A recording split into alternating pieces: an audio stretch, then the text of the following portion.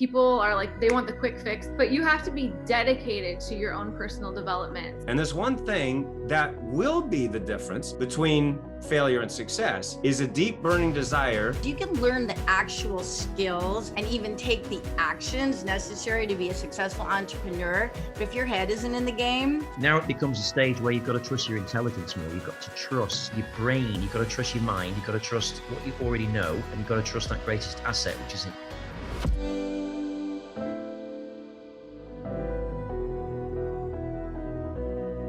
People are like, they want the quick fix. They just want like, okay, let's do it now, get it out of the way. But you have to be dedicated to your own personal development and reprogramming your mind.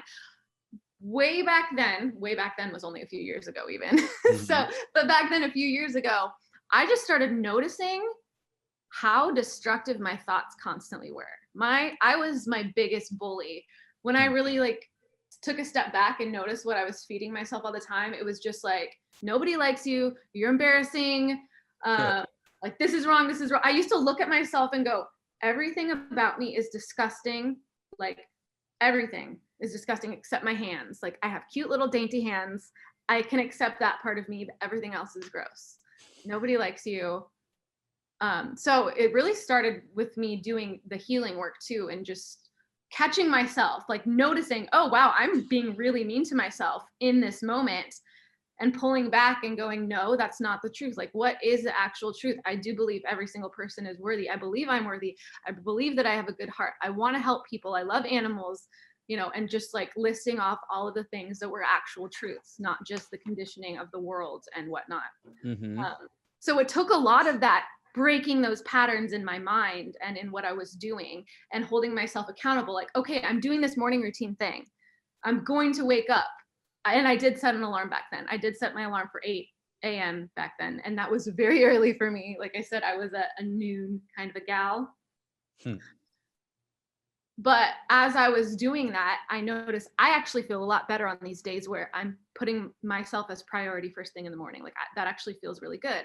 So I kept doing it, started going to the gym. So this is less woo-woo, more just like practical lifestyle things. But I started going to the gym, taking care of my body. Even on those days where I'm like, I don't really feel like going to the gym, I'm like, no, but I'm dedicated. I'm doing this. And I think I started off with, I'm just going to do this for 30 days. Like I can do this for 30 days, 30 days every day, do my morning routine, go to the gym. And then I got there and I'm like, wow, I feel ridiculously better after actually moving my body after being in bed depressed for 3 weeks.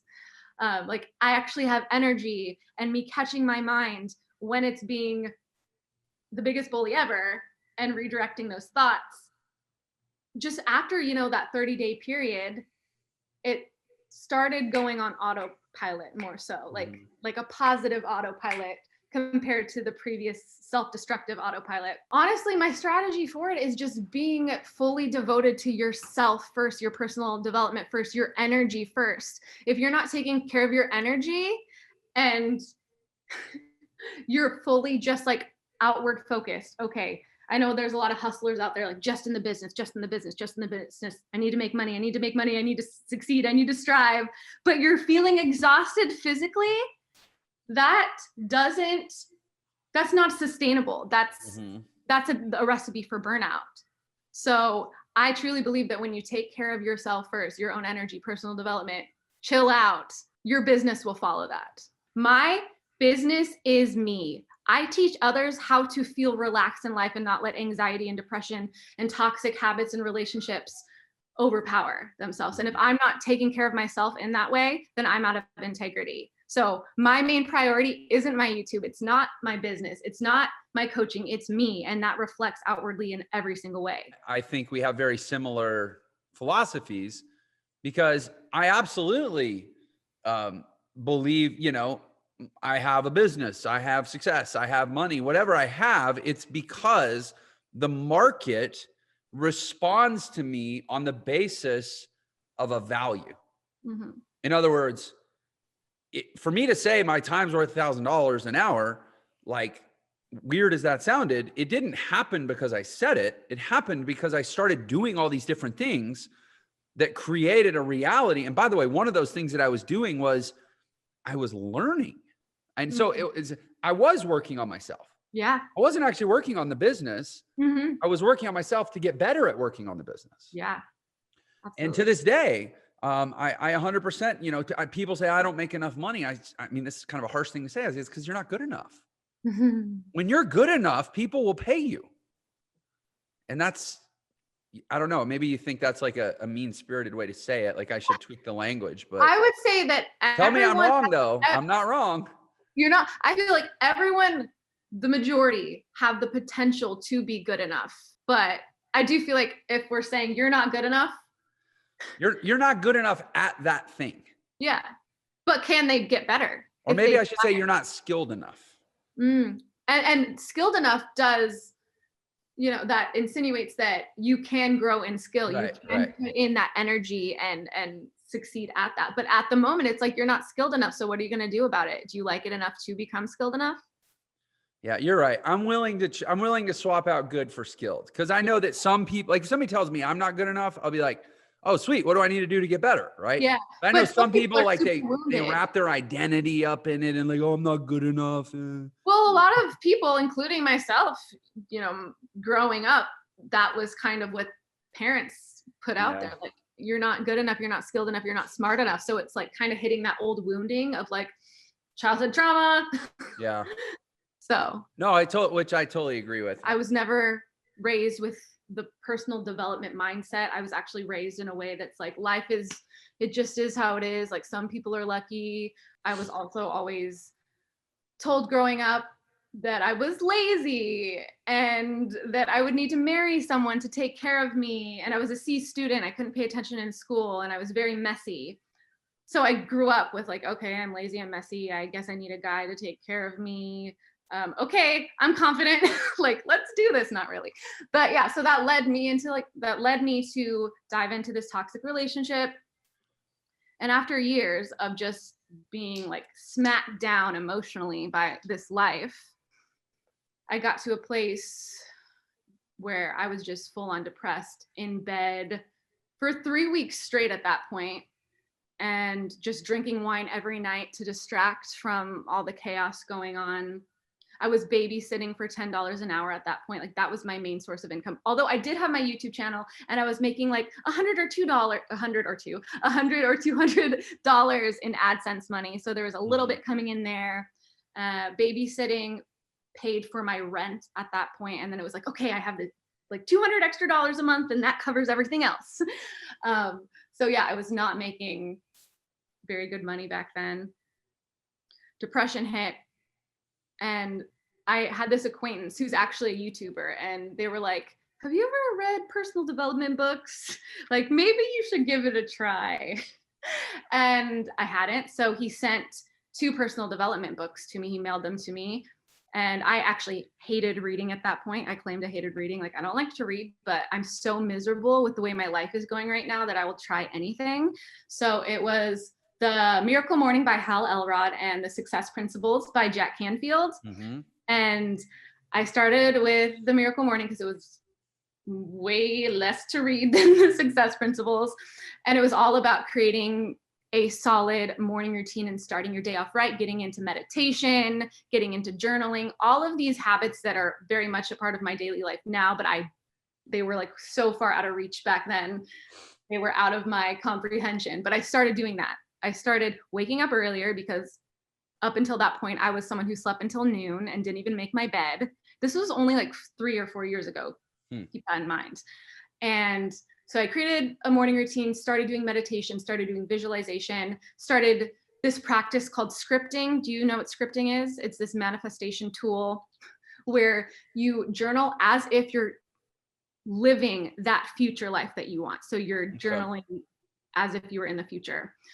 And then I also read, again, The Success Principles. And in that, there was a lot of sprinklings of manifestation and law of attraction, vision boards, using visualization, all of that. And so I actually implemented what these books told me to do. I think that's where some people get lost. They read the books and they're like, okay, I have the knowledge, but they don't act on what the books are teaching them.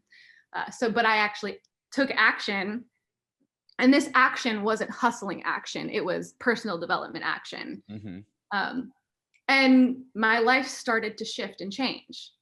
And in my scripting, I would start writing about who I wanted to be, how I wanted to show up. And back then, instead of it being like the life I'm living now, it was like a step up. Like, I have friends who love and support me, and I'm able to express myself without getting choked up. Because back then, my throat chakra, we're gonna get woo-woo, was so tense and tight that I couldn't even express myself. Like, I would shake. If we tried to do this interview 3 years back, I would be like this, and I'd be like shaking. So I just started scripting about who I wanted to be, how I wanted to show up, and then little aspects of life and like income increasing and all these little details, and things started to shift and change. When I gained a little more confidence through that, I started scripting about like, I make $5,000 a month.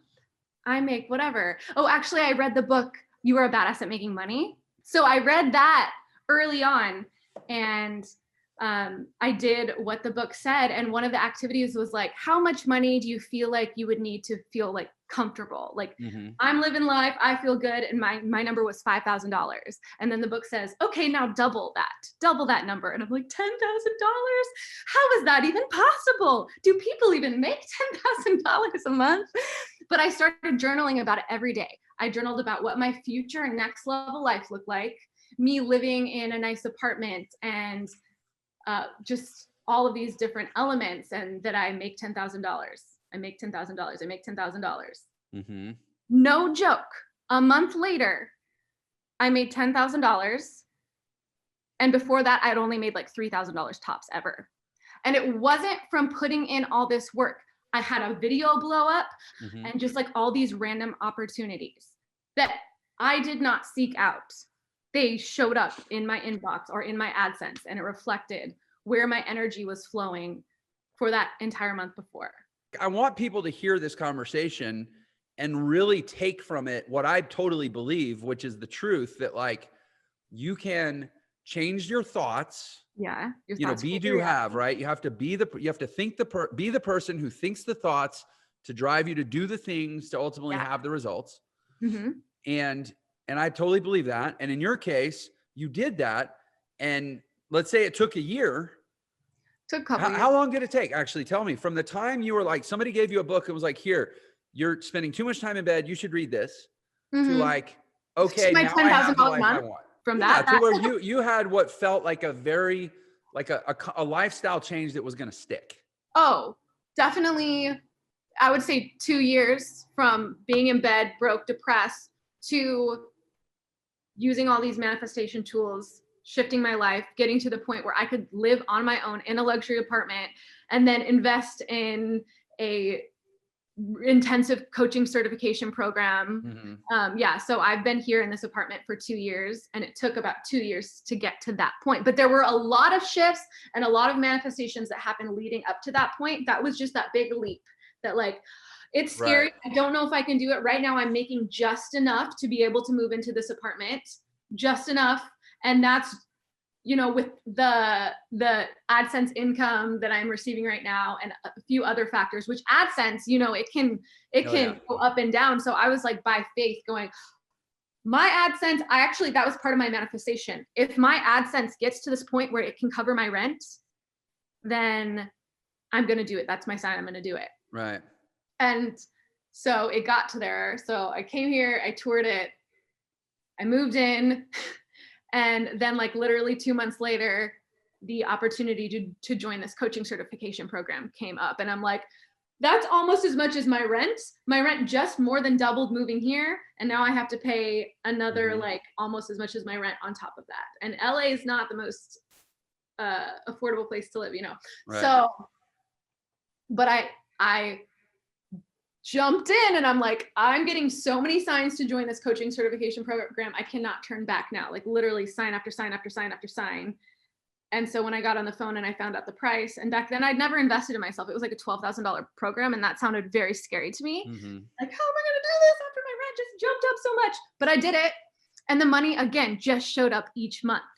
Like one of the affiliate partners that I was working with, I had a video of theirs just blow up, and I was then the top affiliate for their company. And then that paid off my coaching certification program. And then that led to me getting to speak on stage in front of 1,500 women for the first time ever, conquering my fear of public speaking.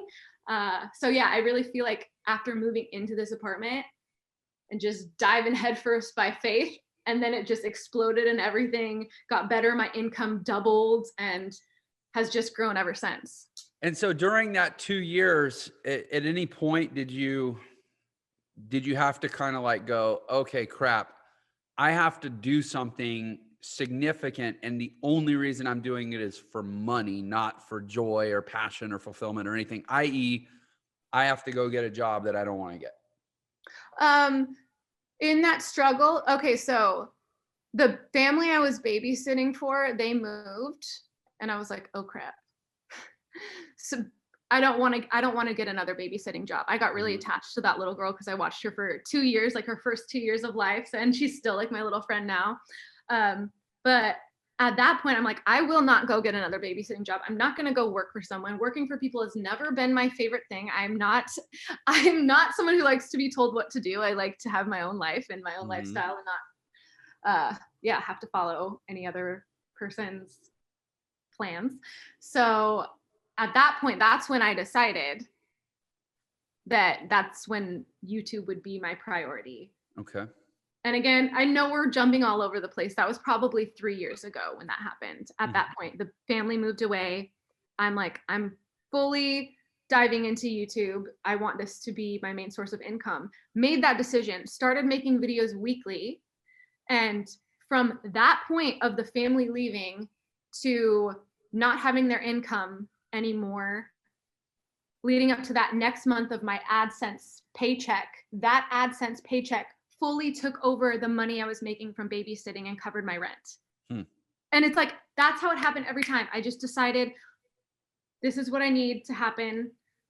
I'm going to take the actions. I'm not going to overwork myself, but I am going to take the action. I'm going to dedicate one video a week, and exactly my rent amount showed up in my AdSense. How do you get people off of their addiction to the negative?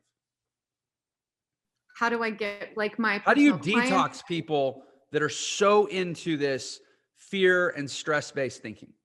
Well, first of all, the people that I choose to call in to work with are wanting to change their life. I cannot make anyone change their mindset if they're not willing to do it. The people who are like, nope, that can't work. I refuse to believe that. You're wrong. You're stupid. Right. There must be something else going on. I don't trust whoever that person, that's not the person I'm working with. I'm working with the people who trust me, because I really genuinely, as I've grown, value authenticity and just like sharing it as it is. Like if I'm feeling anxious and I'm on a live, I'm like, I feel anxious. I have like this feeling bubbling up inside of me. I just want to put it out there, because when I like name the demon, it doesn't overpower me anymore. So I just think that people who are like me in that way, but are a few steps back, and they trust me and they're like, I'm seeing what she's doing. I'm seeing her transformation live. Like I've had my channel again for 10 years. They've seen how much I've changed. And like before, I was very like this mask of not myself, like just show up. Like I was so nervous, but I had to put on this happy face of, hey guys, it's Annie, like the overly expressive YouTube situation. Like I definitely did that. But it's when I broke down that wall and just like said, hey, this is where I'm at. This is what I'm struggling with. And I documented the process, and they saw my life transform.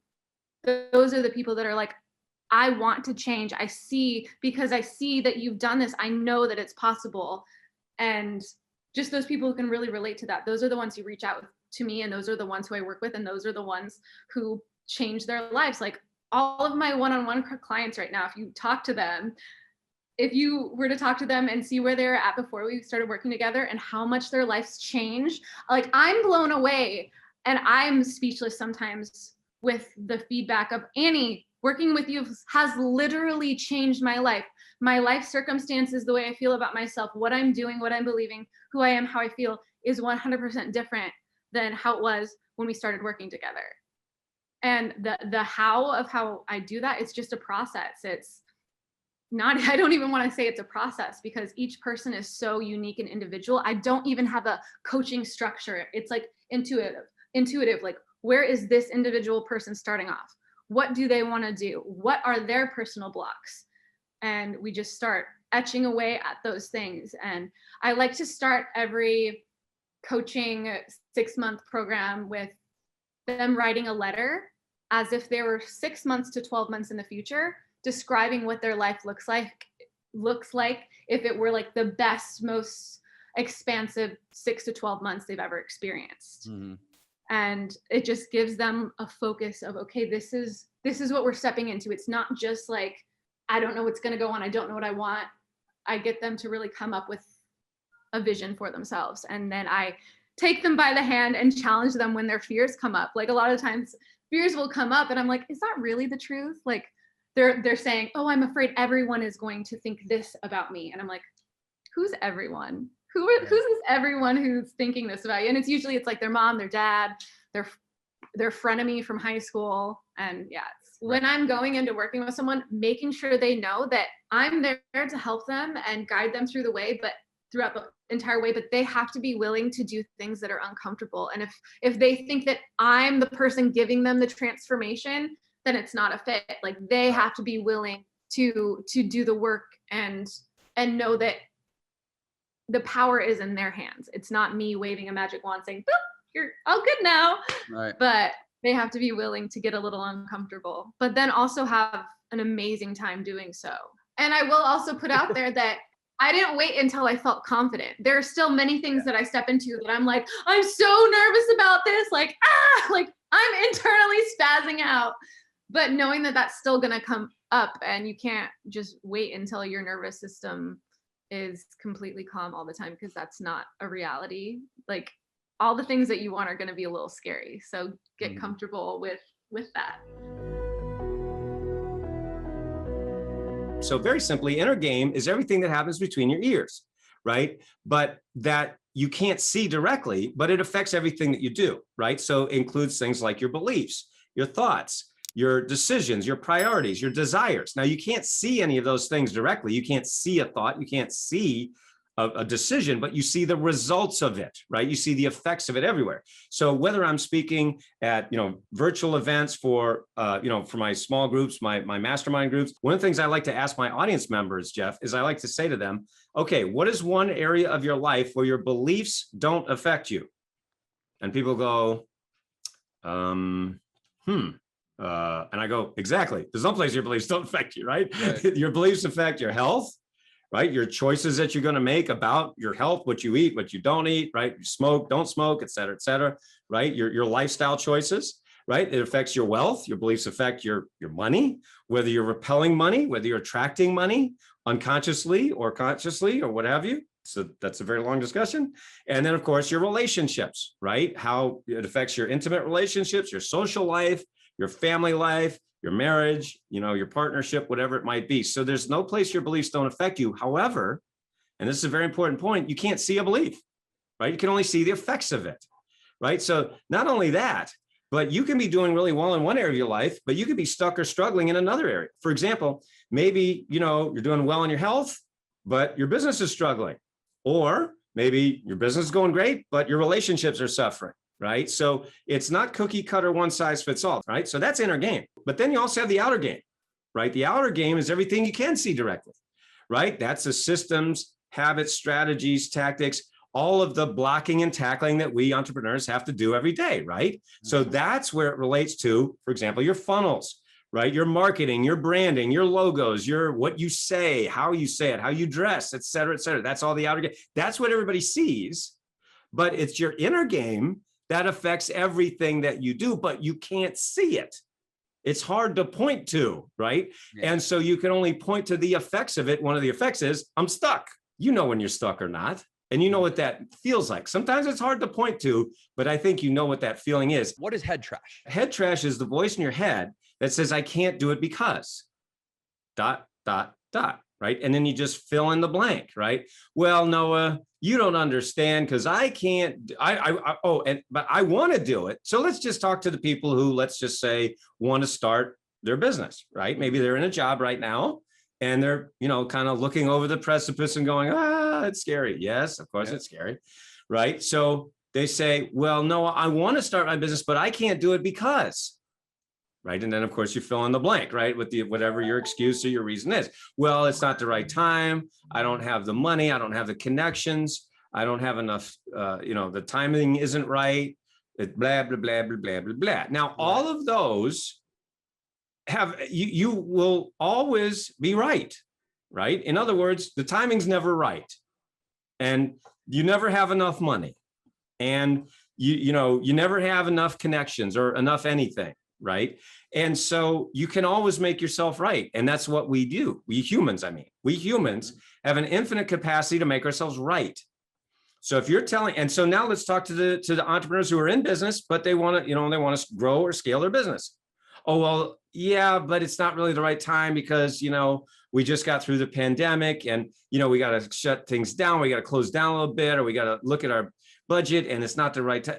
Notice the excuses are all the same. They're always the same excuses, right?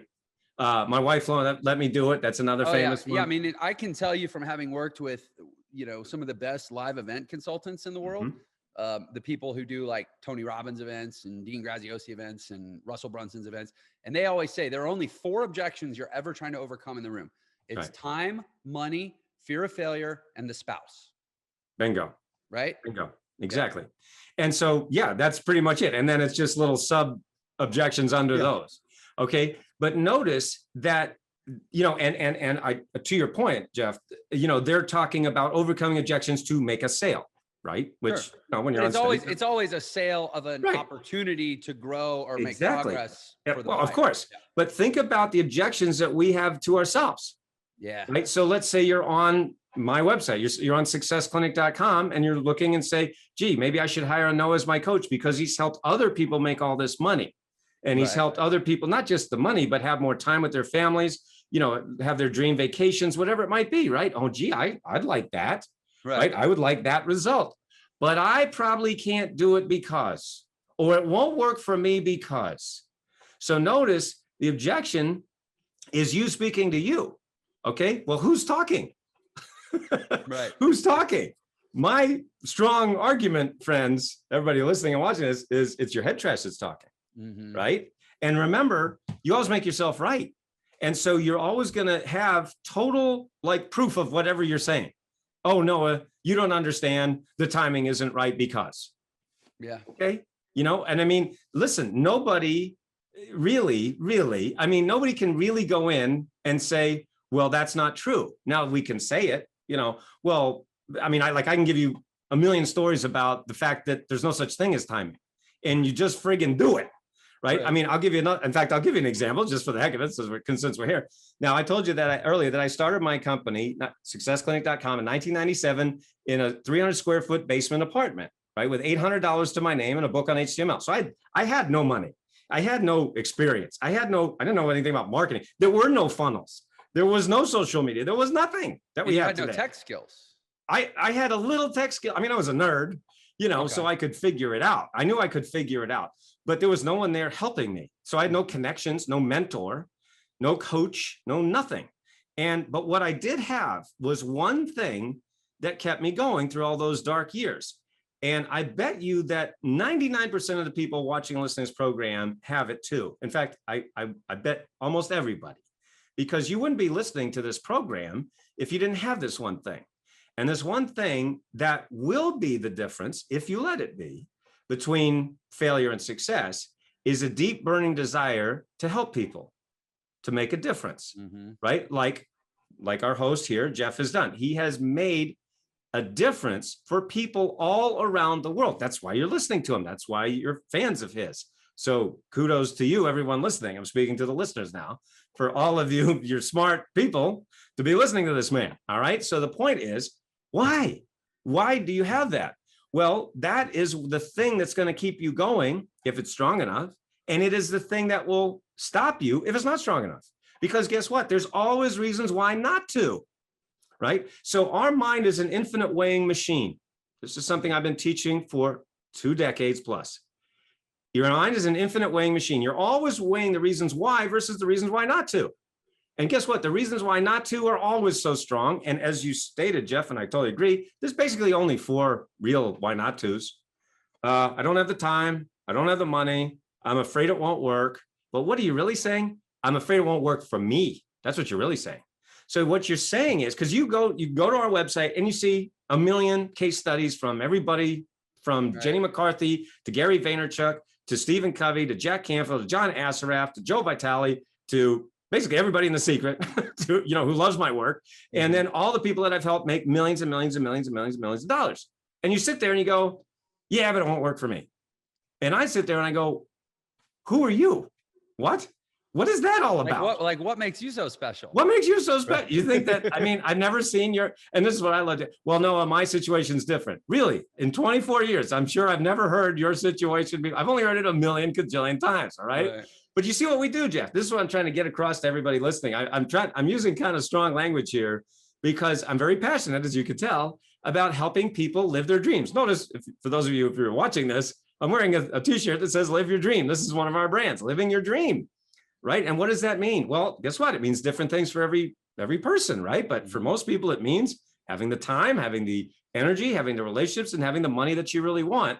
But what's the thing that's stopping you from getting that? Based on my 20 years of experience, it is, in fact, your head trash. Hence, that's why we give this book away at sendmeabooknoah.com, because I want everybody to, get rid of their head trash, because guess what? It's holding you back. And that means it's holding the world back. But the reality is it's hard. There's always a rock bottom.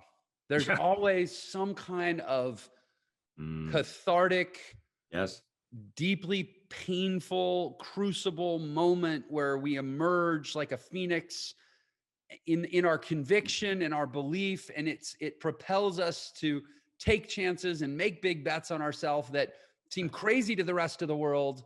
And we're the ones who have to deal with the gratitude for the suffering. How do you look back on that experience? Like, what are the emotions that you feel now when you look back on it? I would assume that is what you would call your rock bottom for your life. Well, I've had a lot of rock bottoms. I would probably say that would be the rockest of the rock bottoms, but yeah, I've had a lot rock, of them. Right. How do you feel when you look back on it now? When I look back on that, I feel sad for that person that I was, because and please keep in mind, for everyone listening to this, this was definitely pre-internet. This was 1992 when it happened. So right before the internet. So the great news for all of you and everyone here is that the resources that you have available to you now are, infinite, really. For anybody, and to use this example, and we'll just talk, since we're talking about it, if you're contemplating suicide, when you go to Google and you type in something about suicide, what's awesome is it brings up the suicide hotline right away, and call this number, and there's help available. And, again, I didn't have any of that. There was no Google, there was no internet. So it's like, I just felt very alone. And so that's one of the things that so many entrepreneurs go through, is the feeling of isolation. And one of the messages that I do get out, and of course want to get out to the world, and certainly the world of entrepreneurs, is you're not alone. There is help available. Now, the problem, though, and this is a huge problem, is we also have, the gurus out there that are staggeringly good at self-promotion, but they suck at teaching. Yeah. And so I know this because I gave them $500,000 of my hard-earned money only to get basically nothing. And I was really looking for answers. I shared this earlier. I was 1997, 300 square foot basement apartment. I don't know what to do. So that was right when the internet was starting. So there were no sort of gurus back then. Sort of, but not really. But, as money would start to come into my business, I would just reinvest it in my own education. As Ben Franklin said, the best investment is to pour your purse into your head. That way you use your head to fill your purse. And, you could say wallet, bank account, however you want to say it, back in those days, they used the purse, but anyway, so you get my point, to basically take whatever money comes in and you reinvest it in yourself. And I still believe that's true, so I still do that. The problem is, because you get all these guys out there that are so good at promoting themselves and marketing, and they can't teach you out of a paper bag. There's nothing there. There's no there. So I got sucked into that because, you see the pictures of the cars and the houses and the jets and the helicopters, and see that they do this. They're great marketers, right? They do that because the brain goes, ooh, I want that, right? Ooh, ooh. And I mean, I fell victim to it just like, a lot of people, sadly. And, that's how I know. And the reason that I share this, Jeff, is because, I know with like great people like you you also stand against that, the people who are taking advantage of people. And that really makes me very angry. So I'm kind of like mothers against drunk driving, right? Like I, that person who started that, of course, their child was killed by a drunk driver. Now, of course, I feel like I was not killed, but, financially killed by these guys. Right. And so like, it's like, shit, I really want to, say, hey, there's real help available, not just from great self-promoters, self-marketers, but from real coaches, teachers, mentors, people who actually care, actually give a damn, actually want to help you. And so, whether it's me, whether it's Jeff, whether it's somebody, just get the help, because you don't have to do it alone anymore. And that's what I would say to that person, me back then, that you're not alone, and you don't have to try to do everything by yourself. So this rock bottom thing, right? Mm-hmm. I look at my rock bottom when around the time of that tax return, and just deeply humbled and grateful, and living in the truth that everything I'm doing, same as you, everything I'm doing now is what I wish somebody had done for that guy. And I heard somebody actually say this recently, that every great entrepreneur essentially does what they do in service to who they used to be. I think that makes a lot of sense. And I think it does, because the reality is being an entrepreneur at a high level is so damn hard. Yeah.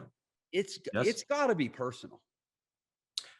I understand the philosophy of not doing it that way, but I don't get it. So in other words, I know there's people out there that teach, if you're really passionate about something, do something else. And I go, what? I mean, because as you just stated, it's freaking hard. I mean, I don't know how I could have possibly gone through all the shit that I've gone through if I wasn't passionate about what I do. I don't get it. So again, I get the point, but I'm like, I can't do that. I got to be passionate. I think there's a difference between entrepreneurs and operators. I think there's great business operators. Interesting point. Yeah. You can plug into a business that's someone else's vision, and they will carry the operational burden, and they will build the systems and the infrastructure, and they'll do an amazing job. And frankly, the world, business, I need those people. I have an incredible business partner who's actually, I would say he's 100 out of 100 as an operator, and he's probably an 80 out of 100 as a visionary, which makes him pretty rare. Whereas I would say I'm probably like almost 100 on a visionary, and I'm probably about a 70 as an operator. So we complement each other really well, because we're both reasonably good at what each other is great at. But I think you're talking about operators. They're like, which here's the thing. If you're not a passionate visionary entrepreneur, but you still don't want to have a 9-to-5 day job, there's a lot of opportunity in this world for great operators. Absolutely. But true entrepreneurs, people that will, and I have a whole riff I do about the origin of the word entrepreneur, which it is synonymous with risk. It is synonymous with vision. It is synonymous with faith and creating things based on what you see in the world that no one else actually sees yet. It exists for you, but it doesn't exist yet for anyone else. And you're trying to close that gap. Like, it's a different breed. That's right. But the reason I'm kind of going this way is it almost always seems to be born of trauma or spiritual crisis. I've heard a few times of spirit. And frankly, I would suggest that maybe a failed suicide attempt is a combination of the two. Kind of a spiritual crisis and a trauma. Certainly was for me. It was for me. But I just want to point out that I didn't get my entrepreneurial aha moment, my epiphany, until 5 years after that happened. But did the seeking start when that happened, do you think? I mean, I had always been seeking. If you really, I mean, that's why I went to the library when I was a kid. I was always seeking. I hated poverty. I hated that life that I knew from my family of origin, because all of my friends were from wealthy families. And I'm like, what's so different about them? And why can't I have that? It just doesn't, so I'm like, and it's not, I'm not blaming my parents. It's not their fault that, you know, they were raised with their parents and everything like that. It's not about pointing fingers or blaming at all. I'm just saying, what do I do? I hate this. I want that. You know, what do I do? You know, so that's how I've always been. And I think, and that's who I love to work with. You know, you mentioned it as having that vision. And so that's what I love to work with visionaries, you know, visionaries who are exactly like you said, you know, saying, you know, I see what should be out in the world. It's not quite there yet. So how do I close that gap? And also I see in my mind, in my head, I see the impact that I'd like to have, and I'm not having it yet. Yeah. What's missing? And that's, of course, when we get into inner game and outer game, 80 to 90% being inner game. And that's why we see these enormous, really almost miraculous increases for people. I mean, doubling, tripling, quadrupling, and more of their income. And just so everybody realizes this, you know, the money is awesome and it's great because it allows you to make choices. It allows you to have options. The person that has the resources has the option of how they want to live their life, right? But that's just something you can point to. It's a yardstick. Money is not everything, but it is also freaking important, you know? And so the point about that is it's hard to point to happiness. It's hard to point to fulfillment. Right. It's hard to point to, I get to spend more time with my family. You know, I basically, you know, like one of the things that I was talking with one of my clients about is how many times does your spouse have to go to bed alone because you're still working in your office at night and you just say, okay, honey, well, I'll be there as soon as I can. And you're still slaving away, you know, burning the midnight oil. And that sucks, you know? So what is that worth to you to go to bed with your spouse? You know what I mean? So you're not burning, you turn off the computer at 5 or 6 at night or whenever, or 4, whenever you want, you know? So that to me is real freedom, right? But it's interesting. You make a really good point. That which is harder to quantify is easier to be out of mind for being out of sight. Right. Like if it's like our bank balance, it might be out of sight, but it's never really out of mind. But our wife going to bed alone, frankly, at 8 a.m. when it's not happening, it's kind of out of mind because it's not such a quantifiable thing. And even more general than that, you know, like our not having called our parents in 2 weeks or something like, right. And even you go even further than that, which is sort of like a generalized feeling that I'm not living my greatest purpose. Exactly. And like that's never really in your face. You got to work to keep it in your face so that it can drive you. Let me say this to your point, Jeff. So, you know, I've faced death twice in my life.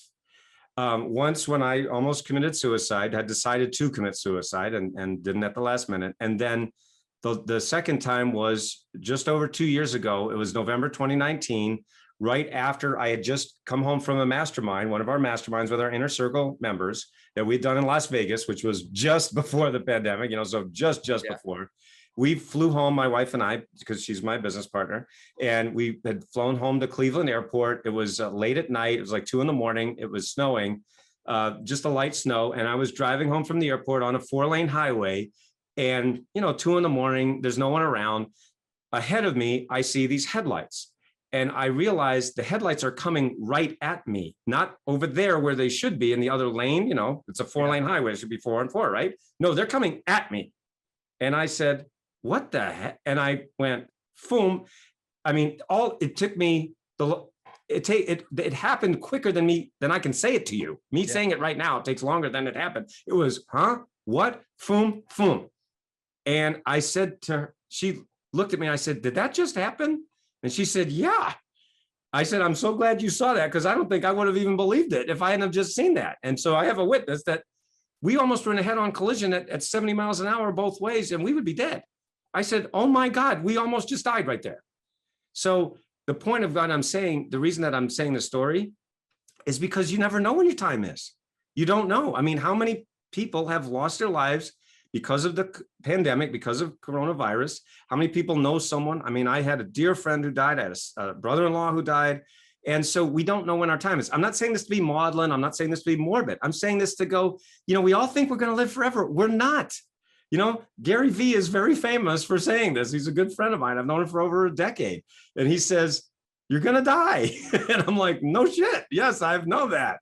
I have personal experience of that. So, the clock is ticking on all of us. And again, that's not to be morbid, but it's to say, when are you going to believe in yourself? When are you going to stop listening to this head trash that says, I can't do it? When are you going to take that action, whatever it is? Because if you're waiting for yourself to be not afraid, it'll never happen. There's always fear. Every step is fear, but everything you want is on the other side of that fear. So take that step that you're afraid of. And I think miraculous things can happen for you, just as it has for me, for Jeff, for so many people. I couldn't agree more. And it's so interesting.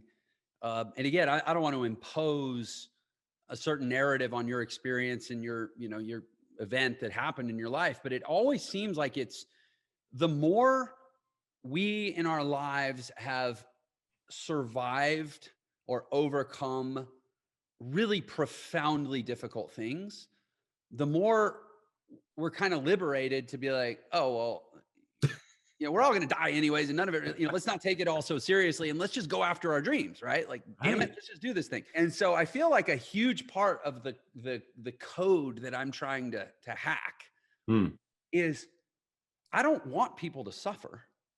Right. I want them to thrive.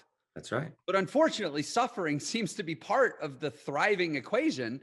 How do I help more people pivot harder into the choices and the habits and the beliefs that lead to more thriving without making them suffer so damn much like I did and you did and so many other people seem to? I don't know. You're probably much further along on that journey than I am. Like, have you cracked it yet? Because I need your help, man. Well, honestly, I think I would say that this is why I've written all these books. As I mentioned, I wrote the books for me, and a lot of other people love them, like have said they changed their lives. Yeah. So I think it's a great place to start. I wrote these books, and I say for me, it's almost tongue in cheek, but it is true, because I wish someone would have helped me back then. Again, to your point of suffering and wanting to alleviate, that's exactly what I want to do. I'm trying to alleviate human suffering. I think that's what all entrepreneurs do. And the suffering could be, where to get, a sandwich faster and cheaper, right, where to get your windows washed better and faster, or whatever it might, it's a better way to do something, right? Yeah. So that is all about alleviating suffering to whatever degree it is. In my case, sometimes I am saving lives. We've had a lot of stories like that. So, I totally get your question. And I think that's what we're all trying to do, is alleviate human suffering. But I guess what I'm also saying for everyone listening, you've got to take that step. You have to say, I'm not willing to go through this anymore. I know for me, if someone would have reached out to me, I think I would have taken it. I don't know, because, didn't happen. I had to slog through on my own, go through the swamp, and it was awful. I hated every second of it. So if there would have been help available, I think I would have taken it. And I think that's how most people are. But, I don't know for sure. But I think that, again, I'll just reiterate, the fact that there are so many resources available today is a great thing, but it is also can be confusing. And so I guess all I want to say, as a final thought on that, is just make sure you vet whoever it is. That's all. Just, do a little research, go to Google, take you 5 minutes, whoever it is you're going to be working with, hiring as a coach, et cetera. Just do your homework, vet them. There's plenty of information out there. And I will say again, as a final thought on that, just also say to yourself, hey, if it worked for them, why not me? Why not me? If it worked for them, why wouldn't it work for me? And the answer is, there is no reason it won't work for you. As long as you do the work, I often use this analogy, which is, hey, if I'm a personal trainer, I can show you how to do the best sit-ups in the world, but I can't do your sit-ups for you. You've got to do the sit-ups. My point is, get the help. It's there. Reach out. Do your research, do your homework, and then just take advantage of it. I believe there's 5 universal fears: fear of change, fear of judgment, fear of rejection, fear of success, fear of failure. And I don't presume to say that everyone is dealing with all 5 of those fears. Maybe it's 1 or 2 fears at different times. Can you say them again real quick? I'm actually going to take notes, if that's okay. Sorry. Fear of change. People don't like change. Right. Fear of judgment. What will people say? Fear of rejection, because we all want to be liked.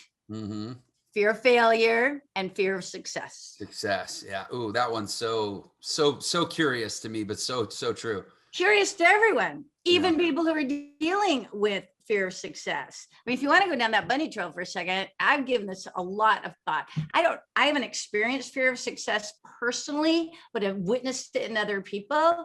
And I've come to believe that it comes from a couple of different ways. Either how you were raised, something happened when you were young. Like maybe little Jeff said, I'm going to go sell, more whatever than anybody else, more Boy Scout cookies or Girl Scout cookies, or I'm going to ride my bike to the top of the mountain, or I'm going to get the lead in the school play. Like you said something grand, and the person you said it to said something to the effect of, no, you're not. Like, what makes you think you're going to do that? Or boys don't do that, or girls don't do that, or nobody in our family's ever done that, or don't get bigger than your britches, something like that. And they've carried that tape of wanting to do something grand, but I'm not the person to do that. And so if you've ever read The Big Leap by Gay Hendricks, the first half of his book, he talks about having an upper limit problem. This is where I think so many live, with this upper limit problem. They only give themselves permission to get so good at something, and then they put a ceiling on themselves. And this is a big part of fear of success. It's interesting that of those fears, I mean, change, judgment, rejection, failure, success. Fear of success is the one I think that I've had to grapple with the hardest, because I noticed this recurring pattern. And I'm sure in your work, you work with a lot of people where people they're doing fine, it's going well, and they get to a point, and then it always seems to unravel, and then they do it again. And it's like this cyclical, what do they call it? Oscillation life cycle, whether it's relationships or business or money or even their health. Like they seem to repeat this same cycle. And it's I guess that's the upper limit. They hit their upper limit. A solution is personal development. My analogy for this is lottery winners. We've all heard the stories of people who won the lottery, life-changing opportunities, and how many of them within a very short period of time have not only lost the money, but are more in debt than when they originally. And I believe that the component here is, at the time that they won the lottery, that their self-worth, their self-deserve, their self-esteem never rose to the level of this wealth. And so usually unconsciously, they're making decisions to make sure that their wealth comes back down to that comfort level of deserve, esteem, accountability. It's just fascinating, really, when you think about it. And it's just the lack of doing the work, the lack of the personal development, the lack of awareness of what drives them. I work with entrepreneurs and salespeople all day, every day. And I always tell them, your mindset has to get ahead of the paycheck. Just has to. If you're not prepared to, what did Jim Rohn always say? Work harder on yourself than your business or your job. Work harder on yourself. Like, you can have all the skills, you can learn the language, you can learn how to sell or how to build a business. You can learn the actual skills and even take the actions necessary to be a successful entrepreneur. But if your head isn't in the game, and you're just a highly skilled person who's stuck, or like you say, going backwards. Some people just think, oh, I'm going to be consistent, I'm going to have a habit. But when you think about the many benefits of being consistent, it's not just you're going to get more skilled, right? It's not just as you do it over and over, your language is going to get better, your skills are going to get better. Emotionally, you're going to be more confident, you're going to be more energized, you become more brave, your vision gets bigger, your courage gets stronger. There's so many benefits to being consistent and showing up. I mean, that lack of self-accountability is one of the reasons I believe more people aren't reaching their full potential. Discipline and self-accountability, those two areas. So let's back up. How did you get into this? What's your story? What's your backstory that, got you, first of all, to be so obsessed with these subjects? And then, obviously you've applied it to your own life to become wildly succccessful. How did Leslie become Leslie? How did Leslie become Leslie? Well, there was two major milestones. First major milestone was back in my 20s. I was married to a contractor. I was a realtor. We created this very successful business. We were building high-end $500,000, $1 million spec homes in California in the 80s. It was a good time to be doing that. And I had a very successful real estate career. One day, water moratorium because of a drought, similar to what we're having today. And so in a day, everything stopped. We couldn't build. He was out of work. Real estate went to hell. That was one of three things that happened. 6 months later, our house burned down. We weren't jumping out of a burning building. We were already at work, but there was a faulty water heater, and our neighbors saved our dogs. And the fireman brought my cat back to life with an infant oxygen mask. So nobody perished, but we lost all our stuff. Mm-hmm.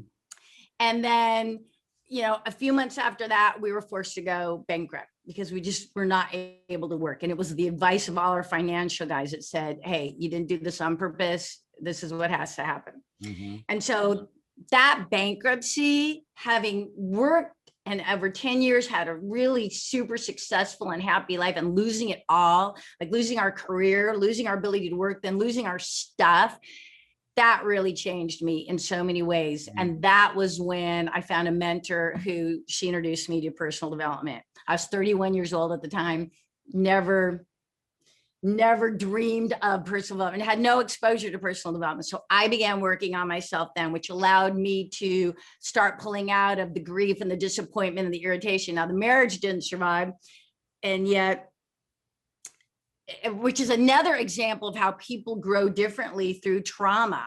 And if we're prepared to work on ourselves, how that plays a role. But that's a story for another day. So that happened then. And so that was my interest in personal development. And then I began a sales business. I went into business with my mother, and we were selling in a direct selling company, and we worked together for the same company for 16 years. When those founders sold their company, Bill Farley, the former CEO of Fruit of the Loom, bought the company. Bill asked me to come in and be his liaison between the company and the sales field. So now I start doing corporate training. I did corporate field sales training for 8 years with 4 different companies. One of the companies, R&F, now $1.5 billion company. I was their first field development trainer. And so in the midst of all this learning and growing from, the early 90s to 10 years ago, I had gotten remarried and had what I thought was a marvelous marriage, been married for 15 years at the time, came home from a speaking gig to discover foot-long red hair all over the house. And as you can imagine, that wasn't coming from me. And this is 10 years from now, so I'm not going to break into tears, but at the time, it was beyond devastating. This is my second milestone. This is where I really was knocked down. And so as I started coming out of that grief, I took a hard look at my life and my passions and what did I want to do, and realized I'd become this risk-averse woman, and how did that happen? And so I just made the decision to start saying yes to life and gain clarity. What do I want to do? Well, I want to keep training, coaching, and doing what I do, but I don't want to do it in a corporate environment anymore. I want the freedom to do it in my own way as an entrepreneur, with more freedom to do it my way, with my feel. And so the timing for starting my own business, Jeff, would not have penciled out in anybody's plan. It was the middle of the recession. I talked to a bunch of speakers I knew who were highly successful. They weren't getting gigs. I mean, I had 3 companies give me big 6-figure plus bonus offers. And I just had a conversation with myself that I want to do this my way. Like I started to practice what I preach at a high level. And so I started my business in 2012, my own consulting business. And I sit before you full of humility and gratitude. Since I hung my shingle, I've had more work than I could take. I mean, I literally have always been busy, even through the pandemic. I had one of my best years ever. It just has never slowed down. It's all referral based, which is the finest compliment. And I truly go back and think I wouldn't change a thing. They say our best lessons come from our most painful situations, or what Vince Lombardi always said, it's not whether you're going to get knocked down, because we know we're going to get knocked down. It's how we get back up.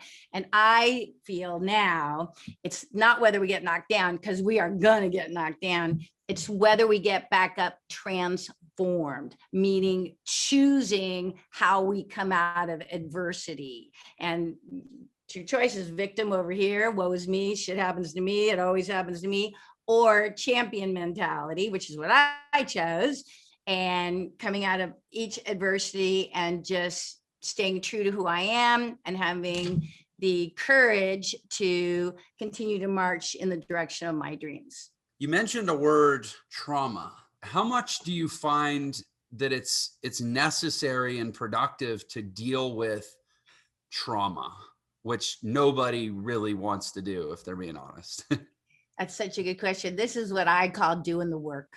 Yeah. Finding the courage to really do the work and figure yourself out and be prepared. Like, I've done the work on the first divorce. I've done the work on the second divorce. And again, because of that, now 10 years on my own at 61 years old, I am so open and so ready for Mr. Next to present himself. And I could have had the option that, I could have gone the other way and been one of those bitter, irritated ex-wives, which immediately I chose, that's not me, that's not who I'm going to be. And so again, that trauma of that betrayal, I chose to do the work and come from authentic forgiveness, or at least get to. It didn't happen right away, but I wanted to get to that authentic forgiveness so I could look back and be grateful for everything we did go through, and truly get to a point. This isn't just words, like, I've done this work so that I can look back and say, I'm glad it happened exactly the way it happened. Like, the lessons of that trauma, because I was courageous enough to stare it directly in the face, is allowing me to have all the gifts of forgiveness, the gift of tolerance, the gift of more humility, the gift of gratitude. And so when I look back on the bankruptcy, which at the time was the most embarrassing thing I'd ever been through. I cried all the way to the attorney's office. I cried all the way back. I couldn't even say the word BK for 2 years. Now today, I could write a book on how to get your credit back. My credit is Herculean, purposefully. And at the time, like I said, to me, I likened it with getting arrested. It was like, it was so embarrassing to me. And yet I was prepared to stare it in the eye, get my credit back, do the effort, do the work, knowing that this isn't what I'm going to settle for.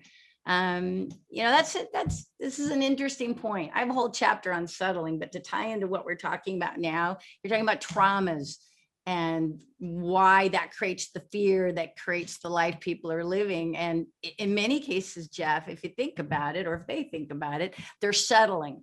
Like, they're not happy in an area in their life. Maybe they're not happy with the relationship, or happy with the work, or happy with the career, or happy with the health, happy with the creative expression. And yet things aren't bad enough. Things aren't painful enough. And so they settle. And I'm at a place, because of all the work I've done, and because I do walk my talk to the best of my ability, that I am constantly questioning, am I settling here? Yeah. Or do I want this area of my life to look differently? And if the answer is I want it to look differently, then what am I prepared to do to make that happen? Hey, sorry for the interruption. I just wanted to let you know you can get a free copy of my book, The Millionaire Shortcut, which shows you the fastest way to become a millionaire in the new economy. And there's a special link just for this episode in the description. So thanks for tuning in, and I hope you enjoy the rest of the episode. How do you, as someone who clearly does some similar work with people, right? How do you what is your technique? I have my own techniques, but what is your method for authentically and transparently framing for people why they need to do this work and what they're going to get out of it, when they really just want to know, well, how do I get more customers? How do I close more deals? How do I make more money? How do I get my employees to show up on time? And they're asking a question up here, and they really need to be digging down there. I insist on the personal development. I mean, I'm at a place, but I've always been, I'm at a place in my career. If I'm going to take a private client, if I'm going to take a corporate client, I get permission that personal development is going to play a key role. Truly, like the way you should see your body language, you talk about the personal development you did, all that purposeful stuff you did. And it wasn't always easy, was it? And there was a lot of hard realities being faced. And yet, if they aren't prepared to do the work, they will not move forward. So the couple of things I do, not so much from a psychological, as it sounds like you do. I'm a data gal. I'm not implying that you aren't, but I'm a data gal. So I have them look at their data, right? Like the data doesn't lie. So are you satisfied with the pace of your business is a very common question I ask. Are you satisfied with the pace of your business? And then I get them to identify, let's go back 6 months. We look at the data so we can identify where they are not performing, right? Whether it's their sales figures or their reach outs or their calls or what, whatever. Everyone has different data points of income producing activities. Are you satisfied? No. Let's look at the data. Then I have them figure out, okay, I want you to look back over 6 months and tell me, what are all the things you do well? Like when it comes to your business, what are the things you're doing well? Like how are you really excelling, right? Like, are you good at follow-ups? Are you good at referrals? Do you have good language? Do you have good time management? Like, what are you doing well? And then I have them identify, where are you falling short? Like, where are you playing small? And this is where we really get in. So we build them at, like, you are doing good shit. Like you are doing things great. And yet the data shows that you're not where you want to be, at least where you tell me you want to be. That's another thing. We have to identify talkers from doers. Definitely. Okay. And I do that. We like, listen, if you're going to work with me, no judgment, but we got to identify talker or doer. If you're a talker, I'm not your gal. Right? If you're a talker at this stage of my career, I am not your gal. But if you are a doer, and if you are prepared to be courageous and prepared to do the hard shit, and you're prepared to experience all the wins and the success and the joy, I'm your gal. So what are we doing well? Where are we falling short? And where are you playing small? And then you got to give them time to sit with that. And if they'll be honest and where they're falling short and where they've been playing small, for me, that's a good place to start. The data takes the emotion out of it. Yeah. This is why we start with the data. You're not a bad person. You aren't doing poorly. You aren't lacking. Okay. First, the data just allows us to say, hey, you want to be here, and the data shows here. So it takes the emotion out of it. So allows us to really dig in and say, okay, if you truly want to be successful, we've got to improve in these areas. So that's why I like to start with the data. Most people are not happy with one or more areas of their life. They know it. Yeah. They know they're not living up to their full potential, even if they don't articulate it that way. They're just unhappy. They're dissatisfied with their health or their relationships or their career. They're settling. They're dissatisfied.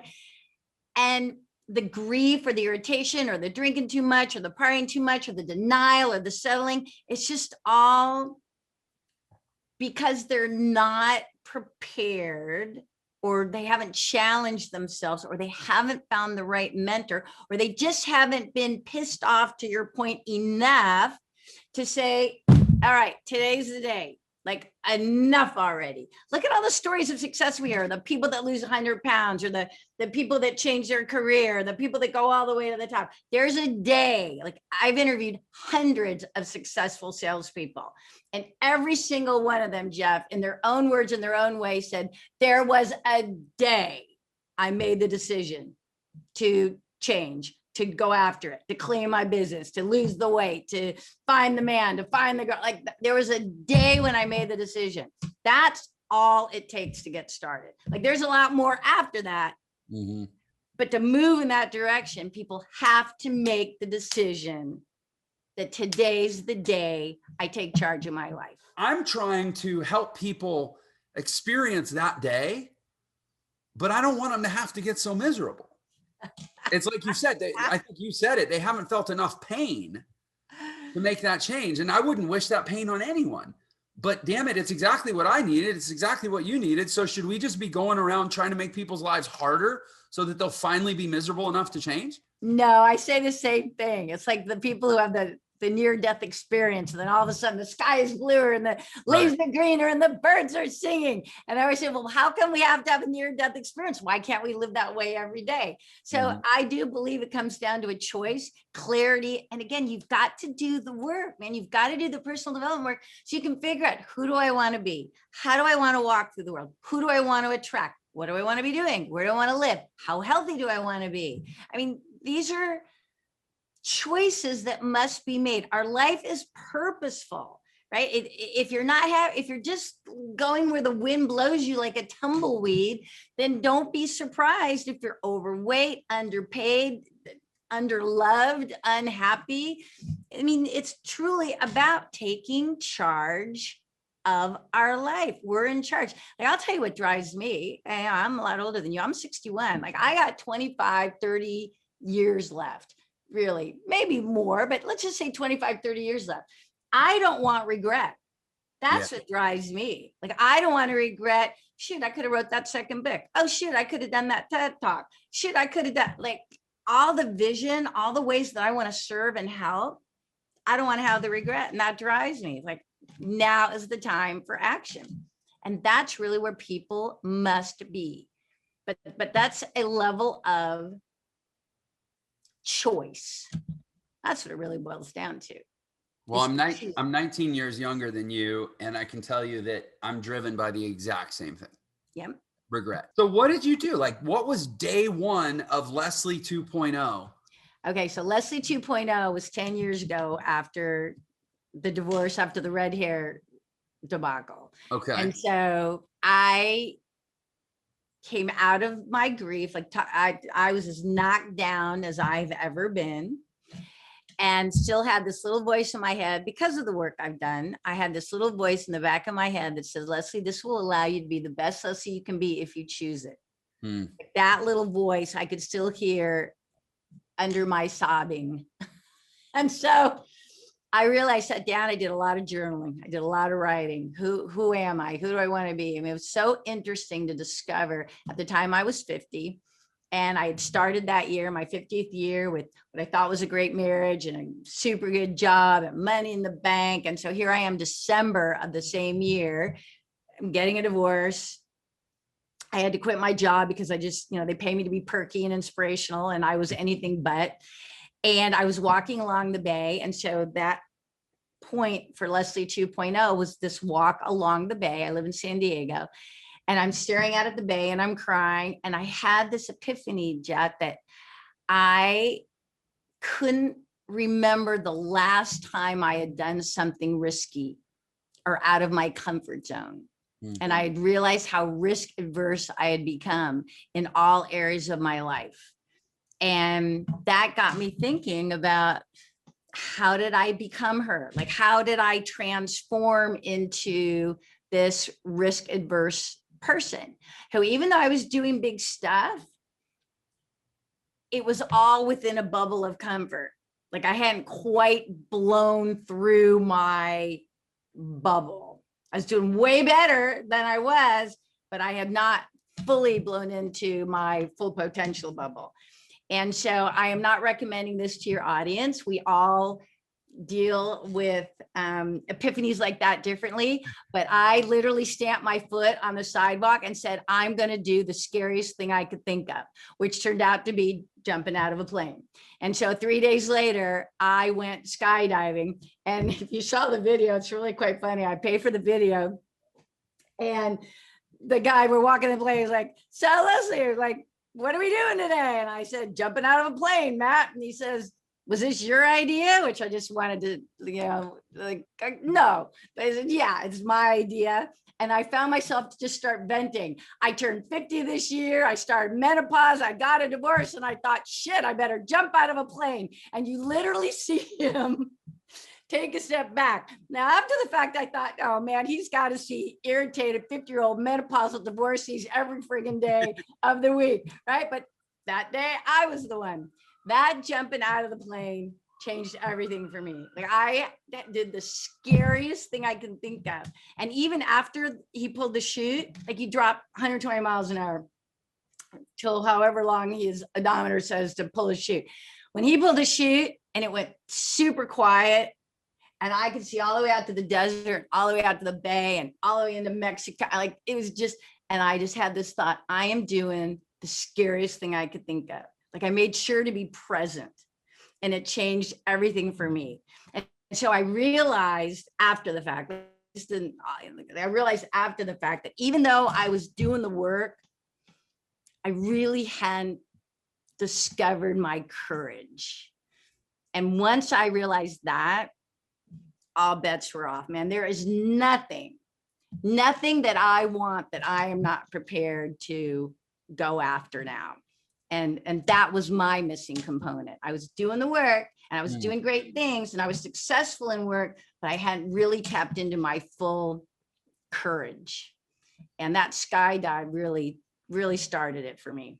Wow, that's such an interesting, really, that really connects with me, that observation of the difference between doing the work and then sort of finding the courage, which to me is it's kind of the next phase of going, okay, I've done the work. So now why the hell did I do that work? Exactly. What was all that work for? Just so that I could be a little better at the same? No. Right. Exactly what it is. When I talk about this from stage, I say what I learned that day was the perception of what's possible is on the other side of fear. We only get to truly live our best self if we are prepared every day to move through our fears.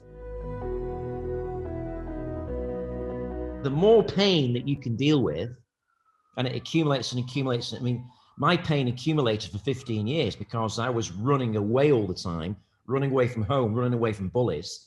And so one day I couldn't run away anymore. So I had a choice to make. I could have tried to get away, or I could stay and fight. But it wasn't like a conscious choice. It was an instinct. Yeah. So there was 20 kids beating me up in this garage at my so-called friend's house, punching me, kicking me, passing me around in a circle, that kind of thing, right? And punches got harder, the laughing got harder, and eventually I just saw red. And the next thing I remember was running down the fucking road and going, "Come on, you motherfuckers, you come on!" And that was what I was doing, man.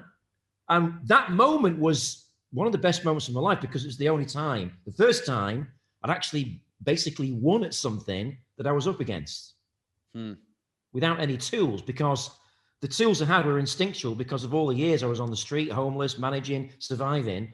I just basically lashed out with all I'd got. And, there was nothing to lose anymore because I didn't want to have any more pain that I was feeling. And that was the trigger. And as Tony Robbins said, the two triggers in life is pain and inspiration. Pain or inspiration, those are the two triggers. Everything in between there is not going to motivate you to get out of your comfort zone. So how old were you when you decided to hit back? Well, that was 15. I was Okay. 15. As I said, it was not a conscious choice. I couldn't take any more pain because I was living in a town. I had no role model, no mentor. My stepdad was a complete dick. That meant he used to beat my mum up. He was a truck driver. There was no influence there. There was no influence for me to get better. And I hated school because I just didn't find it relevant. I didn't find that academic syllabus. I knew quite early on it wasn't going to serve me. Yeah. And I've read on your Instagram, I save people from the education system. Well, that, you couldn't say it better because that was not going to save me. That was going to entrap me. Yeah. So I had no problem leaving school at 15 and getting 4 jobs because I'd been on the street before with my mum. I knew how to survive. So I had skills to survive on the street. And I did that for like 5 years. And I got offered a job, when I was 21 in direct sales. I was selling timeshare. Yeah. Which was the hardest freaking thing to sell because I was selling something that was intangible and I was very shy. I had no sales skills at all, but I didn't want to go back to that kind of scarcity that I had before. So that was, again, the pain was the motivator.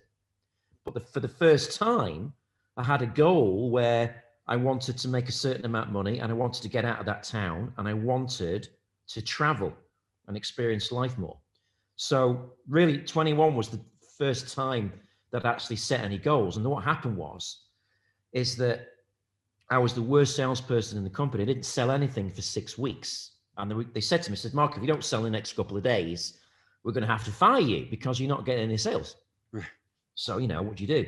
So I walked 5 miles home every day from where I used to live, which was, by the way, 6 months behind in rent, to the office. And my normal question was, why can't I sell anything? Why am I such a loser? Perhaps I should go back and be a cleaner. That was my internal narrative all the time. So I went back after being told I was going to get fired. The top salesperson approached me just out of the blue. And he said, Marco, I know you're in pain. I know you think you can't do this, but you actually can do this because I used to be like you. And I said, no freaking way you were like me because he's the top guy. Mm-hmm.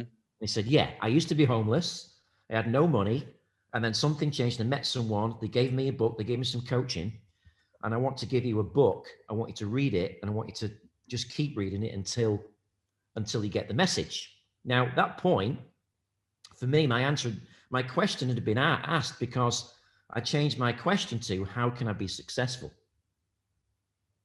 For that second day, I changed it to, how can I be successful? I kept asking it and shouting it down the road. And what was it before? Would you say? The question before was, why am I such a loser? Why am I not selling? Yeah.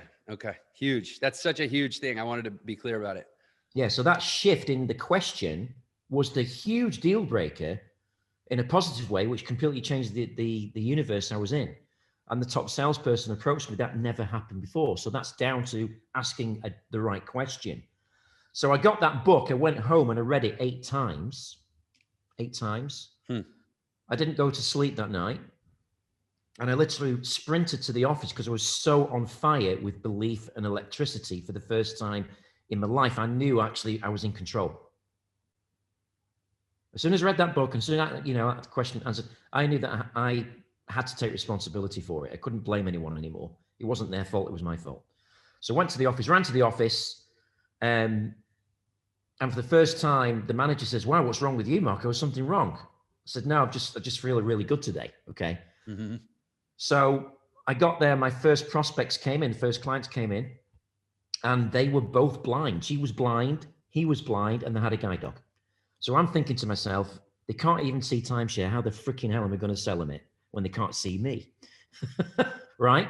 It was a massive challenge, but I think it was the right challenge for me, because I said to them, so listen, I don't care you've got a disability. I am going to sell you this product in 5 hours. You're going to sign up. You're going to spend $10,000. You're going to give me a credit card, and you're going to give me a big hug at the end of it. Right? It's the first time I'd ever done that intentionally. And to be clear, you said that out loud right up front. Right up front. Talk about assuming the sale. I love it. Yeah. And of course, what happened was, no, we're not going to do that. We're not. We have to go. So the defenses were up straight away, but I just kept assuming it all the time. And for 5 hours, I kept assuming it. And then when we'd stopped, he grabbed my arm. I said, Marco, you can stop now. I want to buy. So he gave me his credit card and said, put $10,000 there. You were right. We love it. It's the best thing we've ever heard in years. We can't wait to take the holidays. And that moment for me was like, oh my God, that was the pivotal moment in my life, which completely transformed my future to my past. Because the first thing I asked him was, why did you buy from me? Because I was like so shocked. And they said, well, this is your first sale? I said, yeah, it's my first ever sale. And I shouldn't say that because we're so naive, but at that time, it was like an amazing thing that happened because it was the first money I'd ever made for myself.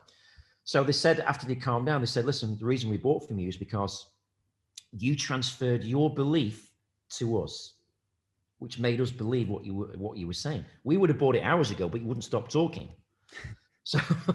So that was a massive moment for me, and everything changed from then. It's really hard to create something new in the world and kind of defy the status quo of what currently exists. But at the same time, have you gotten better at doing it in a way that's more sustainable? It's a good question. I guess I'd have to say yes to that. And part of that yes is realizing that you are in a cycle. Mm-hmm. And you are in a trope. And you kind of notice the patterns. So you're able to deal with those patterns more effectively, aren't you? And productively. Instead of like, oh my God, I don't know how to do that, is you learn how to do it, or you hire someone that can do it. So, it becomes easier. So the cycle becomes shorter. Definitely. Yeah. Yeah. And the recovery from the cycle becomes shorter too. So you can iterate into the next one faster and without loss of momentum. I love what you said, delegation. Do you do it? Would you say that you've learned to actually conserve energy so that you can play a longer game, or you still just give it your all until you tucker out and have to rest for a while? No, I've learned to work a bit smarter than that, because I'm 53 now, so I cannot move physically like I used to do at 25, although I think I can. I really can't, So now it becomes a stage where you've got to trust your intelligence more. You've got to trust your brain. You've got to trust your mind. You've got to trust what you already know. And you've got to trust that greatest asset, which is your ability to learn and synthesize new information. So And of course, part of that is that you've got to also reach out to the right people that can coach you. Because a lot of people think, oh, you only get a coach once in your life. No, you get coaches at different levels. Yeah. Right. So I didn't realize that when I was younger, but now I have coaches now at this level because I need to know what they know to take me to the next level. And it's really simple. But so many people just don't understand that. And they actually don't value how pivotal having a coach is. There really is this entrepreneurial kind of hero's arc to this story. Arc. Absolutely. And it starts with getting your ass kicked, working your ass off, burning yourself out, cycling through again and again, success, failure, you know, satisfaction, disappointment, and then start to level off, start to take better care of yourself, start to manage energy, start to find better mentors. And it's like, it's almost like a cliche at this point. But to the guy that's still in it, I need them to know there is a happy ending, but it still sucks right now. Yeah. And I think an important part of that process is celebrating any wins. Yes. You have to do that, even if they're really small, like completing a course, celebrate it, because that's something you have to reinforce yourself, because you have to reinforce that belief in your system that this is necessary to learn, because it's going to get into a better place. So therefore celebrate that win, make it a feel good moment, anchor that moment. This is really crucial to the process, you know? How does the journey unfold, you know, kind of from where we left off? I really want to make sure we don't get to the end without hearing the whole story. So 2008, I was very unhappy in the marriage. So the first thing I decided to do was basically get out of that marriage, but I'd been planning it for 5 years, but I hadn't had the idea. I hadn't got the financial clout to do it, and I wanted to do it properly. So my question was, right, how can I be successful again? I asked that question, but how can I make $1 million this year? And how can I, you know, basically have something where I can get loads of PR from it? So what I decided to do was write a book in 2008. And I called the book Close the Deal and Suddenly Grow Rich, based on my sales experience and what I'd done. Mm-hmm. And it took me 6 months to write the book. I got up at 4 o'clock every morning, wrote the book, no matter what, because that was my way out of that marriage. That was the way out, to make myself happy was the number one goal, but, you know? By the way, like, put a pin in that for a second for everybody listening. Talk about being innovative and creative. Writing a book as a strategy to exit an unhappy marriage. I just think we just need to acknowledge that as the genius idea that it is. So kudos. I've never heard it put that way, Jeff, before. That's amazing. I mean, if anybody's like a marriage counselor, sock that away as something you can advise for your patients. Like, that's crazy. Yeah, it was true. I mean, I got up when she was sleeping and went, roll the book like this. And long story short, got it edited, found a publisher. I don't know how I did it, but I found one. And it became a number one bestseller within like the first month of release on the bookshelves. And don't get me wrong, I did a lot of PR and stuff, but it became number one. Mm-hmm. And for a long time, I got really recognized globally for the first time, but it wasn't bringing in money. You know, book sales do not bring in money. So I said, right, how can I leverage this and create a business from it and make 7 figures in the next year? So I didn't want to do the seminar route and all that kind of stuff. So I thought, right, I thought of an idea. I said, it was 2008. It was after the subprime crisis. A lot of companies were desperate. Mm-hmm.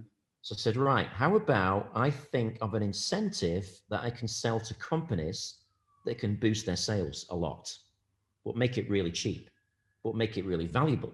So because I was in the holiday industry, I thought, why don't I contact hotels and see if they got any free rooms?